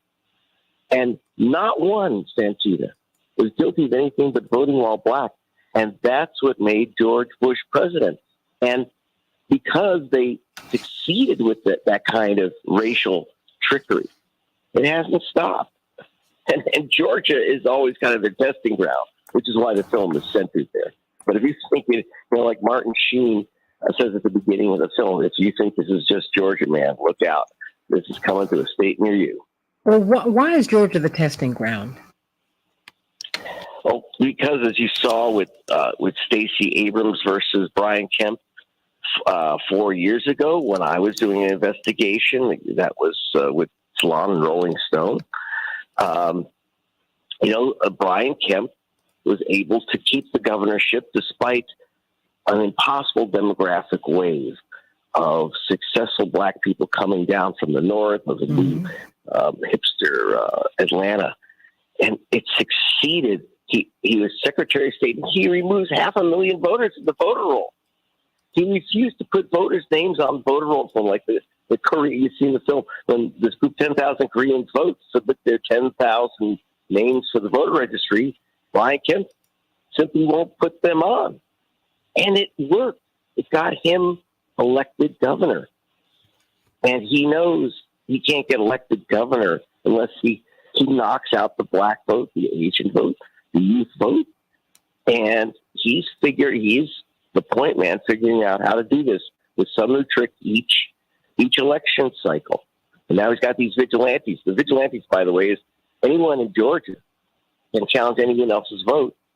And I have a list up already. Go to vigilantemovie.com and get some of this info. I have the names of 168,000 Georgians who have been challenged. 168,000. I've counted 88 vigilantes. These are just Republican Party operatives, not government officials, who hand in thousands of names. You've seen the film, one woman, who's armed to the teeth, she's chasing me. She challenged 32,000 people. Another challenged 4,000 in Muskogee. That's Columbus, Georgia. And that was successful, that challenge in Muskogee. But see, what? My question is this, Greg. I just have to interrupt you while I'm just thinking about this. Sure. By what authority do these people challenge someone's registration? I mean, how does that work? I mean, and then of course I'll kick it out to the team here, because everybody here is a lawyer. But let me start with you. It's Georgia law, Santita. Georgia law. That is insane. But I'm going to let Robert tackle this. But Georgia law allows them to challenge voters, anyone, to challenge the validity of someone's ability. Well, wait a minute. Vote. Does Georgia law let you have a gun in your house too? Oh, Georgia law allows you to have a gun anywhere. Well, guess what? Now, see, he was about to get shot. Greg Pallas by this woman. Greg Pallas by this. And Greg, the one thing I will say, as I have such respect for you as an investigative journalist, as a producer, as everything you do, as an artist, as everything. And the one thing that's amazing about Greg is that he will push and push and push and push to get to the truth. But I tell you, when he saw that assault rifle or that rifle in the corner of this lady's house, oh my gosh! Said, well, at some point, because she said, "Get out," and use some expletive deleters. He looked at that gun and then he left. Because at some point you have to just recognize that gun in the corner visibly means something. When you're talking, especially with someone who the person, I don't want to ruin the movie. People need to see it. They do need to see it. If you just see that moment, that made me laugh more than anything, and laugh to keep from crying, because the crying part would be, is this real? This is someone who's challenged all these voters. The laughing part was Greg's recognition. Well, she has a gun. I have my mouth. I'm talking and she has a gun. While he's sitting there with that hat on his head, and he's just turn around. Right, and he keeps asking hey, her, did you take your hat off and salute her and left her hat? That was that. You guys, I'm telling you, you have to see it. I mean, because Robert, I said, does this New Yorker, California know he will get shot up in this piece by this woman on camera? Robert. Well, you gotta love Georgia gun laws, and I think that one of the interesting things in this race, to take a slight tangent, is President Obama was really the first person about a week or so ago in Atlanta to make the connection between Republicans' very liberalizing of gun laws and the spike in violent crime. That for literally 6 months, Democrats have allowed Republicans to blame them for "quote unquote" crime run amok around cities and violence going up, but never decided to tie in the fact that, well, you guys got rid of all the gun laws and then all the murders went up. You don't think there's a correlation there? And I think it has to be part of the conversation, just the need to better be able to communicate, the need to be more agile on your feet when it comes to responding to issues. Everything doesn't have to be focus grouped. Everything doesn't have to be run through 15 different consultants. Some things just make logical sense. And I made a very, very old reference the other day on a Reverend Jackson show when I said that the Democrats, for some reason, decided to go back to Adlai Stevenson and the eggheads when it comes to politics. For those of you who are under 70, Adlai Stevenson was the Democratic nominee for president back in the 1950s. Then one of the criticisms against him and the Democratic Party then is that they were the quote-unquote egghead party. They were the northeastern patrician elitist, too smart for their own good. They weren't able to really connect with the people the same way that, and Eisenhower on the Republican side of the aisle was able to do so. If you think about Dr. Strangelove, the president in that movie was modeled off of Adlai Stevenson and the egghead as being too smart, not able to think with his gut, not able to transition into politics going forward. That's very much what Democrats have turned into now when it comes to trying to figure out how to articulate their message and how to appeal to regular average voters. Sometimes they're too smart for their own good and don't talk about many of these issues in a way that folks would agree with you. You just have to say it in a way that they understand it. Listen, they're smart but not wise, Greg. Because if I were you, if I were running the Democratic Party, I would have grabbed this movie and I would have pushed it out. And not just in Georgia, everywhere. The best democracy money can buy. I urge you all to get that movie as well. I urge you to go to gregpalast.com and get the movie. Go to gregpalast.com and get the best democracy money can buy. There have been some movies out here that have, and these are two of the best, that have shown us the impact. Number one, to see, Greg Palast, that voter suppression is real, and you bring us real people to whom this has happened, and you go into their histories. Please talk about that, because you're like, wait a minute, these are real folks. This happens to people, and this is devastating. Yes, in fact, by the way, I want to remind people you can get the film free for the next couple days at vigilantemovie.com, vigilantemovie.com, and that, again, made possible by Jamie Foxx. Going into the house of people who've lost their vote, I was in the home of a 92-year-old woman. They knocked her off the voting rolls. Brian Kemp, as Secretary of State, removed her from the voting rolls. She was about to go in and vote for Stacey Abrams. They threw her out. It was Martin Luther King's cousin, 92 years old. I went to the house, into her house where Kemp said she said it was like they got rid of me, dead and buried already. And her granddaughter was in tears, hysterical that her grandmother had been blocked from voting. So after all she'd been through, Martin Luther King's cousin, and she registered to vote the year her cousin was assassinated. You know, so you go into these homes. Now I was in the home of Major Gamaliel Turner, career U.S. military, terrific guy. I was in his home, the home that the Republican Party chairman said he did not live in. The local Republican Party chairman personally challenged this soldier. We invited him into this house, this vigilante, who dressed up like Doc Holliday with pearl-handled guns. And by the way, the major said he was nervous. He told me and Jamie Foxx that he was nervous then because the guy had loaded guns with him. And he didn't know how the guy would react to being in the major's house, the house that this guy said this military man didn't live in. So it's both sad and funny and weird and terrifying that this is happening in America, but it's leaving Georgia. It's already spread to 10 other states, just as vigilante trick. But the other thing is the burial of history. So we have a lot of guns today, but where does that come from? Because they're shifting. They're going from white sheets that the Klan wore to spreadsheets using computers to knock out black voters. But it's just a recreation of the same old story. Well, wait a minute. But why go after the black vote? Because that indicates to me just how important this black vote is. Why target the black vote? Okay. Yeah. You know, I'm because I want to hear from Greg. I want to hear from you, CK. You, CK, take this over. And we haven't heard Aaron, who I'm not convinced is not in Italy. And I'm gonna.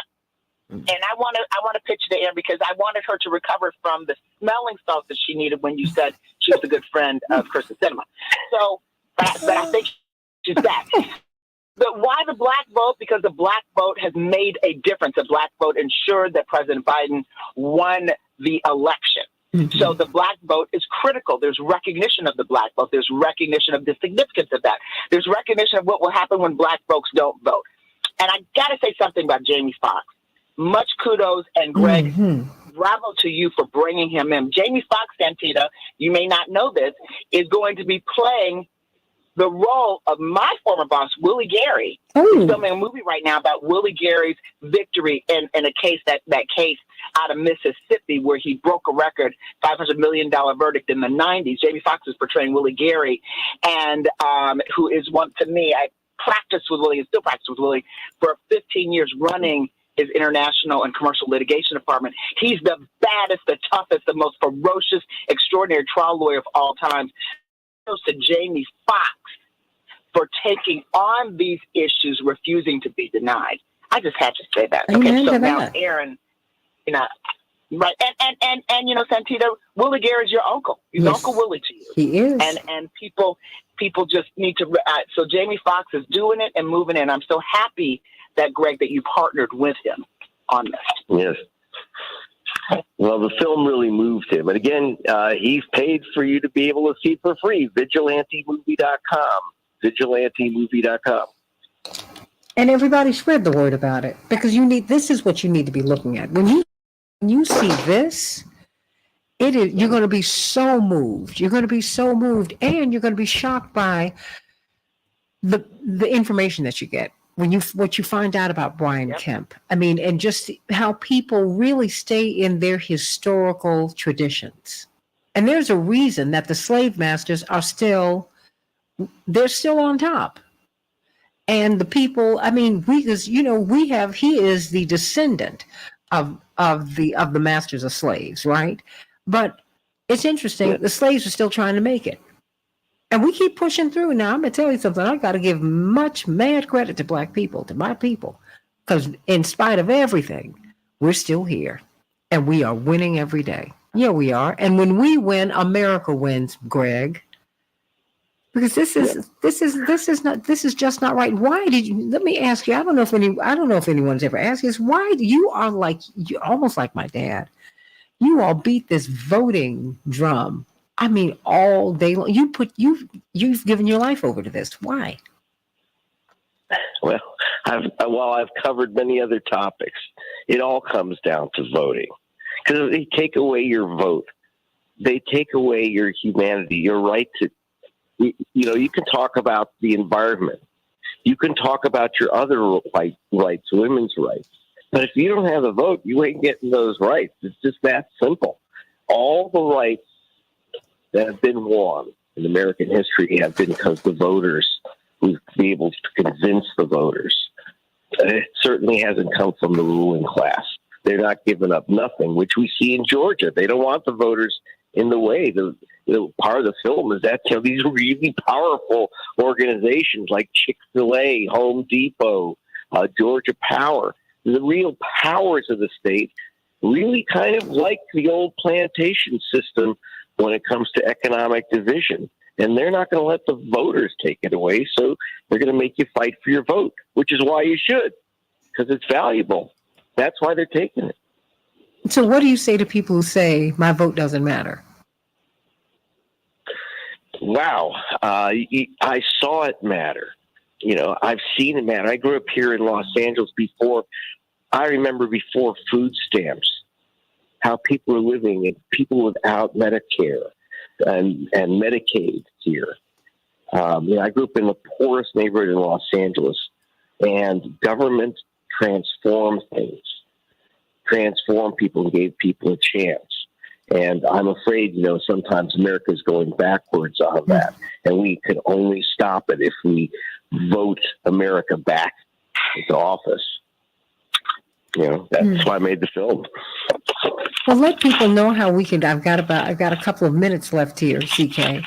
I hope that everyone will watch Vigilante movie.com, vigilantemovie.com. It's free for the next 2 days. Thank you, Jamie Foxx. Thank you, Jamie Foxx. Before we get some closing remarks from Greg Palast, 30 seconds for you, because you came in from the suburbs, Aaron, so that you could see this.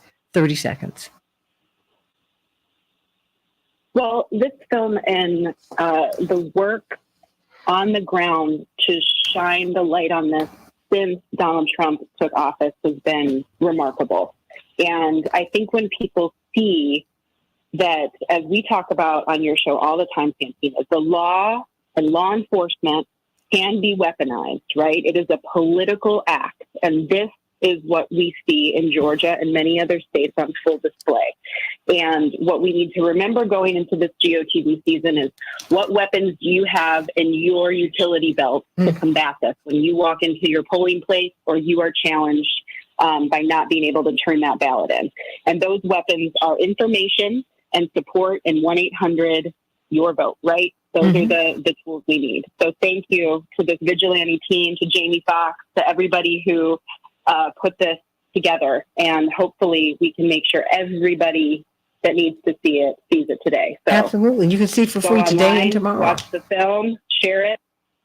That's right. Vigilantemovie.com, vigilantemovie.com. If you could stay with us for a couple of minutes just after we get off the air, but the last minute belongs to you, Greg Palast. We're just so grateful for your work. So grateful for your work. So grateful for all that you do to really make our democracy, to make it real, to keep it alive. Vigilante Movie. We can see it for free today.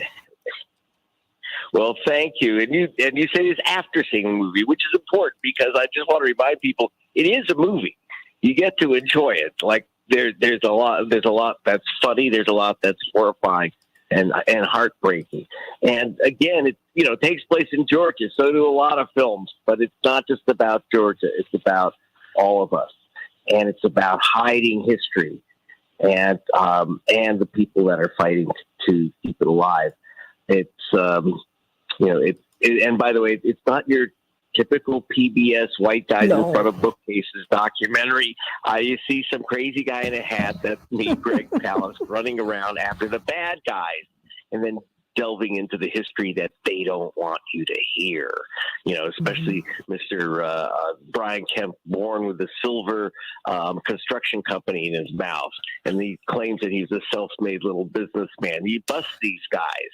And that's important. And there's a lot of fun in that. So go to vigilantemovie.com, vigilantemovie.com. And Santita, thank you and your family and Rainbow Push for helping get this out all over the nation. That was very important to Jamie Foxx, too, that you were involved in it. And the Black Voters Matter Fund and such great groups, also the ACLU in there. But it's very important to go to vigilantemovie.com. It's not just good for you. It's a good movie. And I think you'll appreciate Santita telling you to go there. And and we're going to watch it more and more as we move into the 2024 season, because it's going to be, because it is really inspiring. You can see it more than once. In fact, when I get off the air today, I'm going to watch it. So, so here we go. Oh, I am. Love you, Greg. Love you all. See you tomorrow on the Santita Jackson Show. God bless. VigilanteMovie.com. See it for free today. You are still on Facebook Live. What else do you want people to know? Well, no, hold on, Greg. Robert, Aaron, CK. Robert, why should people see this movie? Is Robert? Well, I think it's crucial to understand the fight for against voter suppression nationwide. That if you look at the propaganda that Republicans have been putting out there and that Democrats have been exceedingly too slow to respond to, before the 2016 election even happened, Donald Trump was already talking about how it was rigged against him, and then he accidentally won. If you remember, it was 2 weeks before the election when it really looked like he was going to go down in flames to Hillary Clinton. They started talking about how the Democratic establishment was rigging the election, how they were going to steal it, how he was going to start his Trump media network to counter the Democratic narrative. They'd already set it up then he accidentally won.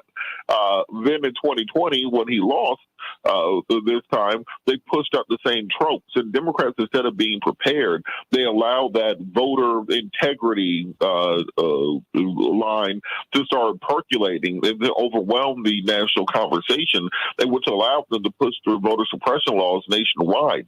And so now during the this 2022 and 2024 elections, we have to run against and fight against the same voter suppression laws that could have stopped on the front end by having a cogent strategy around it. The reason these people are passing these laws is because they understand that demographically they no longer can win.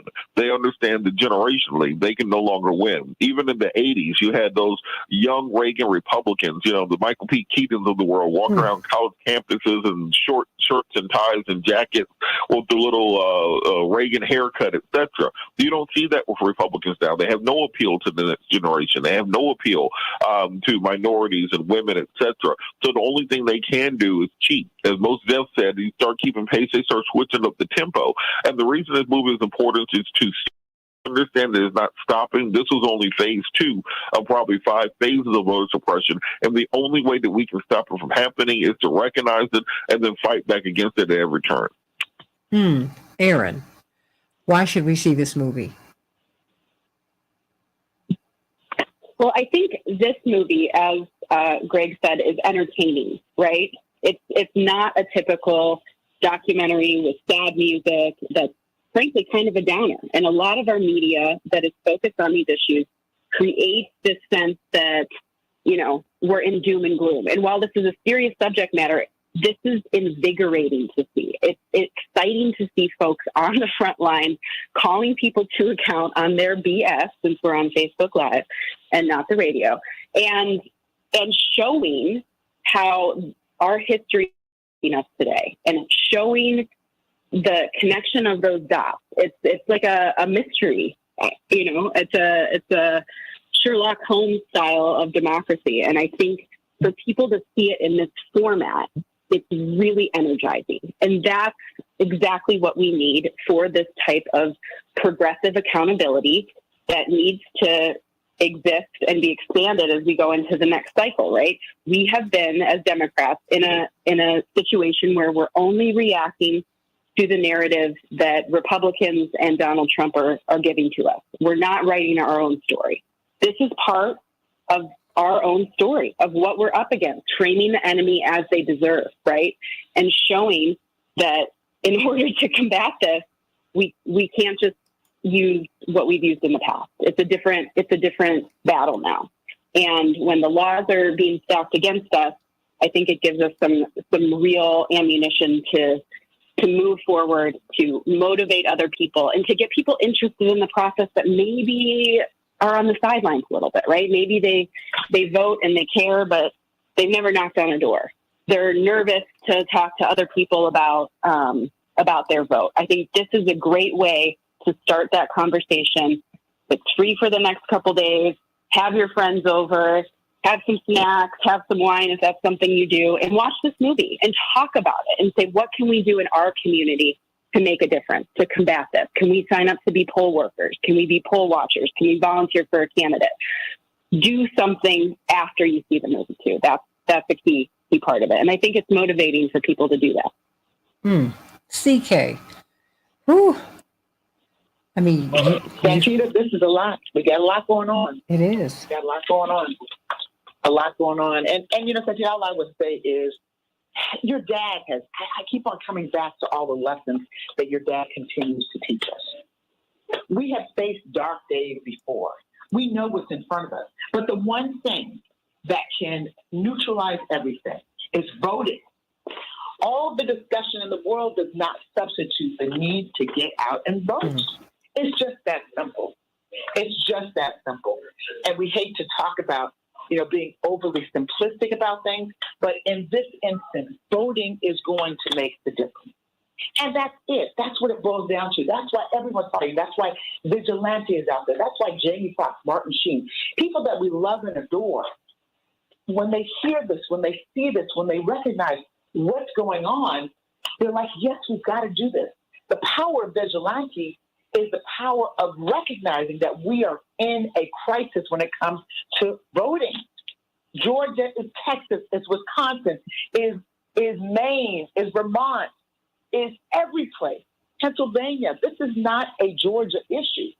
It's most pronounced in Georgia because of the gubernatorial and Senate races that are going on now. That's all. That's the reason why all eyes are on Georgia, because last time, during the last election cycle, they gave the Democrats majority. That's why all eyes are on Georgia. And when that happened, the Republicans said, we're not going to let that happen again. They thought that they fell asleep at the wheel. So, you see, now we are facing what we are facing. And it's time for the people to speak. And once people speak and people vote, I'm good with whatever the outcome. I'm not good with people not voting. And being prevented from it, right?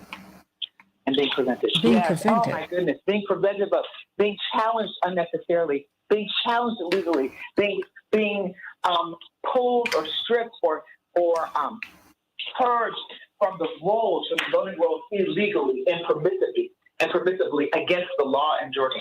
I'm not good with any of that. And that's why there needs to be a fight whenever it happens. So everybody has a role to play. Sometimes there's some of us that play a role in the court. Others of us play a role in making movies to illustrate. Others of us play a role in making sure that people have a forum to speak truth. Others of us play a role at being in the street. Others of us play a role being in organizations. Some people, all they can do is sit and make calls. But you got to do something. Something.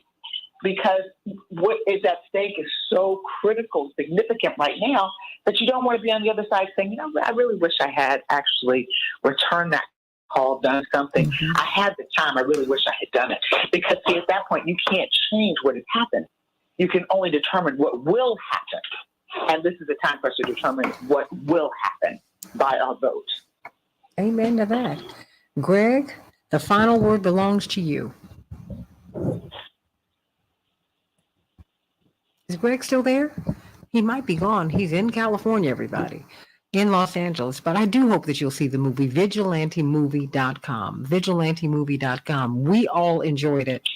I'm going to watch it again, like right now, because it really, it was full of a lot of information, and it was also a lot of fun. Greg is many things, and one of the things that he is a comedian. He's funny as he can be. And tongue-in-cheek, just it was funny, but it'll make you laugh. And at times it'll make you want to cry, really. But, it shows you really, I think ultimately, CK, you see the greatness of America, what America really ought to be, what America can be. But it cannot be those things unless you make it be. And my father said, God is real, but God needs your hands and feet. I said, God needs your hands and feet. You got to do something. You can't just sit here and ask people to do this for you and free people for you. I mean, Harriet Tubman had that rifle and said, now y'all got to walk with me. I can't do this for you. You're going to have to free yourself. I can lead you, but you got to free you. Yeah. I mean, at the end of the day, when you looked at the Wizard of Oz, Dorothy had the power all along. She said, "Wait, you mean to tell me I could have been back in Kansas?" At the end of the movie, she said that. They said, yeah. All you had to do was believe. How about that, CK, Robert, and Aaron? All you had to do was believe. And it all could have been yours. And the country is ours. We're the ones who can stand up to these corporations, CK, and say, you do not have the right to make money hand over fist and impoverish me. That is not going to work. We're the ones who can change that. We can change that narrative. We can make all of these social media companies act right and act in our interest. But as long as you let them do whatever they want to do, they will do whatever it is that they want to do. We're the ones who have to change our minds. And on the day that we change our minds, everything in the world changes. CK, I made a decision that I could no longer be in an adipose prison, a fat prison. I couldn't do it anymore. I couldn't. So I had to figure out something. And for almost a year, I was trying, I was always trying diets, but I was like, I got to do something. Bottom line, and I ended up having to have surgery because I had just killed my metabolism. But I had made a decision. Made a decision not to go to med school. Made a decision. I said, I want to sing. I made a decision. You got to make decisions. And not making a decision is a decision. Your vote matters. CK, you know everybody's vote matters. Robert, you know everybody's vote matters. Because the fact is, Al Gore won that election. John Kerry won that election. They won. They won. What if we had marched up to Capitol Hill when McConnell said he was not going to look at Merrick Garland? What if he couldn't get out that Capitol because he was who were infuriated? What do you think he would have done? He would have changed his mind. CK, Robert, Aaron, he would have. We have to stop. Look, listen to your heart, hear what it's saying. Okay, CK, I had to get that out. So there you go. CK, you still there, my sister? Daddy? I'm still there. I have to run. I heard you. Every time that song is recorded, I fall in love with it all over again. Patty Austin did it, of course, the Stylistics. Patty Austin, yes. Look, I love it. Classic. And then, of course, Michael McDonald and Tony Braxton did it. It's fabulous. Oh! Yes. Stop. It's a classic. Well, listen. Okay. To your heart, hear what it's saying. Love. Love. Okay. Right. Okay. Now this is the rapper. Because she raps. She rapped for my father's birthday. She was I know. At a private dinner. I don't think up there too. Yes, she did. I was like, I just can't believe this elegant. And she gets right into it. I was like, my mother's mouth fell open. She said, I can't believe CK just did that. All of Rapper's Delight, everybody.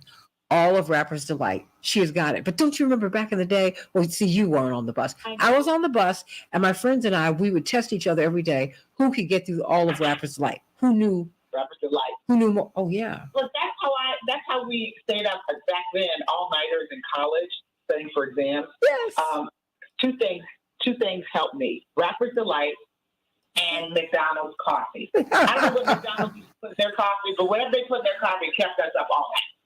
And that's what we did, and that's how. Because my mother said, "Well, what exactly were you doing in college?" Because it just sounds to me like you were saying Rapper's Delight. Mommy, the grades were that's what I was doing. She graduated at the top of my class. That's what we needed to know. She said, "But this Rapper's Delight business." So anyway, yeah, that was back in the day. And so every once in a while I get a throwback. It's like Tourette's. If you have Tourette's, not to minimize the significance of Tourette's because it's a very, very serious condition. But Rapper's Delight for me is like Tourette's syndrome. Yeah, it is. I just couldn't believe it when I saw in your fabulous sequin outfit, pantsuit, honey. She was clean as the Board of Health. And then she came out with that microphone. I thought she was going to introduce someone, and she did Rapper's Delight. I said, "You got to be kidding me!" But I love it. I love it. And I love you. And I love you, Robert. I love you, Aaron. Bye-bye. Have a good day. We love you, Santita. Have a great day. Okay, Aaron. Let us know when you're planning to leave. Aaron. I'll send you the resort info, ladies. Oh, I love it. I love it. I love it. I love it. Love you all. And thank you, Henry, for a great show. Everybody, great. I'm going to reach out to to Rick and to Linear Bob and to Miss Yvonne. I think we need to do something with them before the CK and Robert and Aaron. We need to do something with them on air because these are voters, and we need to hear their voices. What do you think? Me thinks that's a fine idea. So I love you all. Wait a minute. What, Laura, you love that song too? I love it. I love it. Stop. Look. Listen to your heart. Hear what it's saying.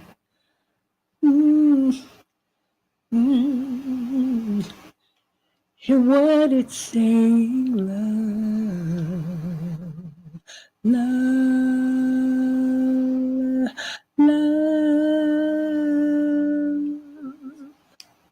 Love y'all. I'll sing it. I'll sing it on Friday. All right. Yeah. I love it. Oh, I love it. And I love you all. And I will see you tomorrow. There you go.